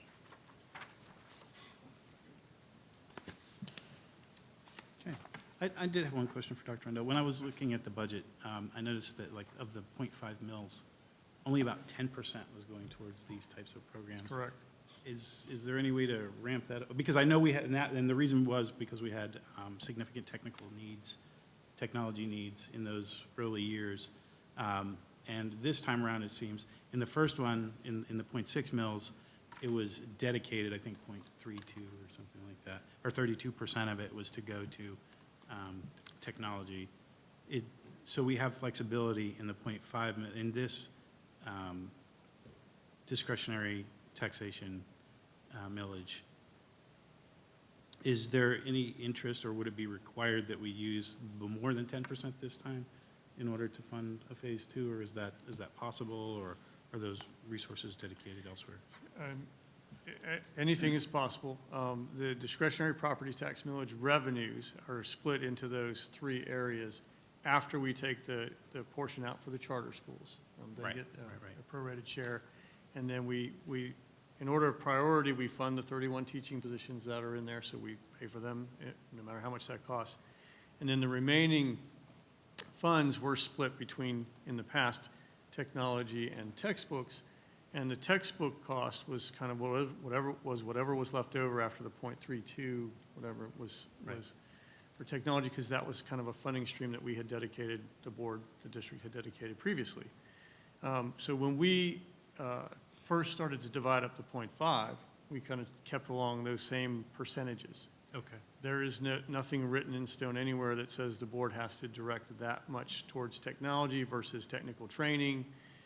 We just want, we do need to carve out the pro rata share for the charters. Of course. And we do need to pay for the 31 units, teaching units that the rest of it we can divide up however we think is appropriate. The amount that's being generated or the amount that's being set aside, so to speak, for vocational technical training right now is about $1 million. Okay. And so we would have to increase the percentage. That would be, so we'd have to decrease the amount going towards technology in order to fund something that's going to cost $2.3 to $2.6 million to build. Thank you. And that was my question, is just to be certain that the board Right. has the flexibility to do that within the parameters of the announcement and all of our legal obligations. Yes, absolutely. We basically said for technical training, and so this would, this money would be able to be used for that. The idea would be that we would just have to set aside a larger percentage, and we would have to take it from technology's percentage, because that's the only two buckets left. Right, while the reallocation is moved, hopefully, more towards in-house for those teaching positions. Correct. That's the promise that we made to the voters, is at the end of this 0.5 discretionary property tax millage, those 31 units, we come into the general fund. Perfect. Those are my questions. Any other questions? Mrs. Orr? So what's the next step? Because what's our deadlines if we're looking at, if we're looking forward for the August 2019, I almost said 16, 19, what's our deadlines are we looking at of having to have? So I'm going to answer that in two parts. The first is, Mrs. Justice is correct, and Mrs. Shields did mention that we probably could get the early childhood education program up and running this August. Yes. And we might be able to even have culinary arts up and running Yes. this August, because we have facility space there. That is The the additional building to house those other additional programs, August of 2019 is Off the table. off the table. So if you look at August of 2020, what's a backward planning timeline for that? Yeah, so I'm looking at probably a 20-month period from start to finish, meaning advertising for architect, board approval, awards, all of that stuff. So we're looking at basically 20 months. So, That's with a hard bid construction process. correct, yeah. That's an RFP for the architect, which we're going to have to do because the construction cost is over $2 million. We're anticipating over $2 million. So we would have to go out and advertise for architectural services. 2 months for that. I can give you the whole breakdown. 2 months for architectural services, 4 months for 100% construction designs, and these are numbers that I'm estimating. Another 2 months to advertise an award for a contractor, and then we're looking at probably 12 months worth of construction time. So all total, that's a 20-month project right there. So we, and we could do an option too, maybe with a CMAR in there and gain a couple of months off of that. So you're looking at 18 to 20 months, whichever way you go. That's fine. So I like with that the being hard said, bid. Good time, right? So with that, and I know that the CMAR is not a favorite of Yeah. people, I just wanted to bring it up to let you know. So with that being said, if we're looking to move forward on this project, February. we're going to need to know soon. January or February. Right, January at the latest. And Nick would prefer January, I'm sure. Nick Or would actu- December. Nick actually would prefer Or Right November now. 20th. November, yeah, yeah, Thank you. but yes. Say your questions. Any others? Excited. I think, great opportunity. Thank you so much for the presentation. Anything else? No, sir, that's it. Anything else for the good of the district? Hearing none, with no further business before us, we are adjourned, 3:15.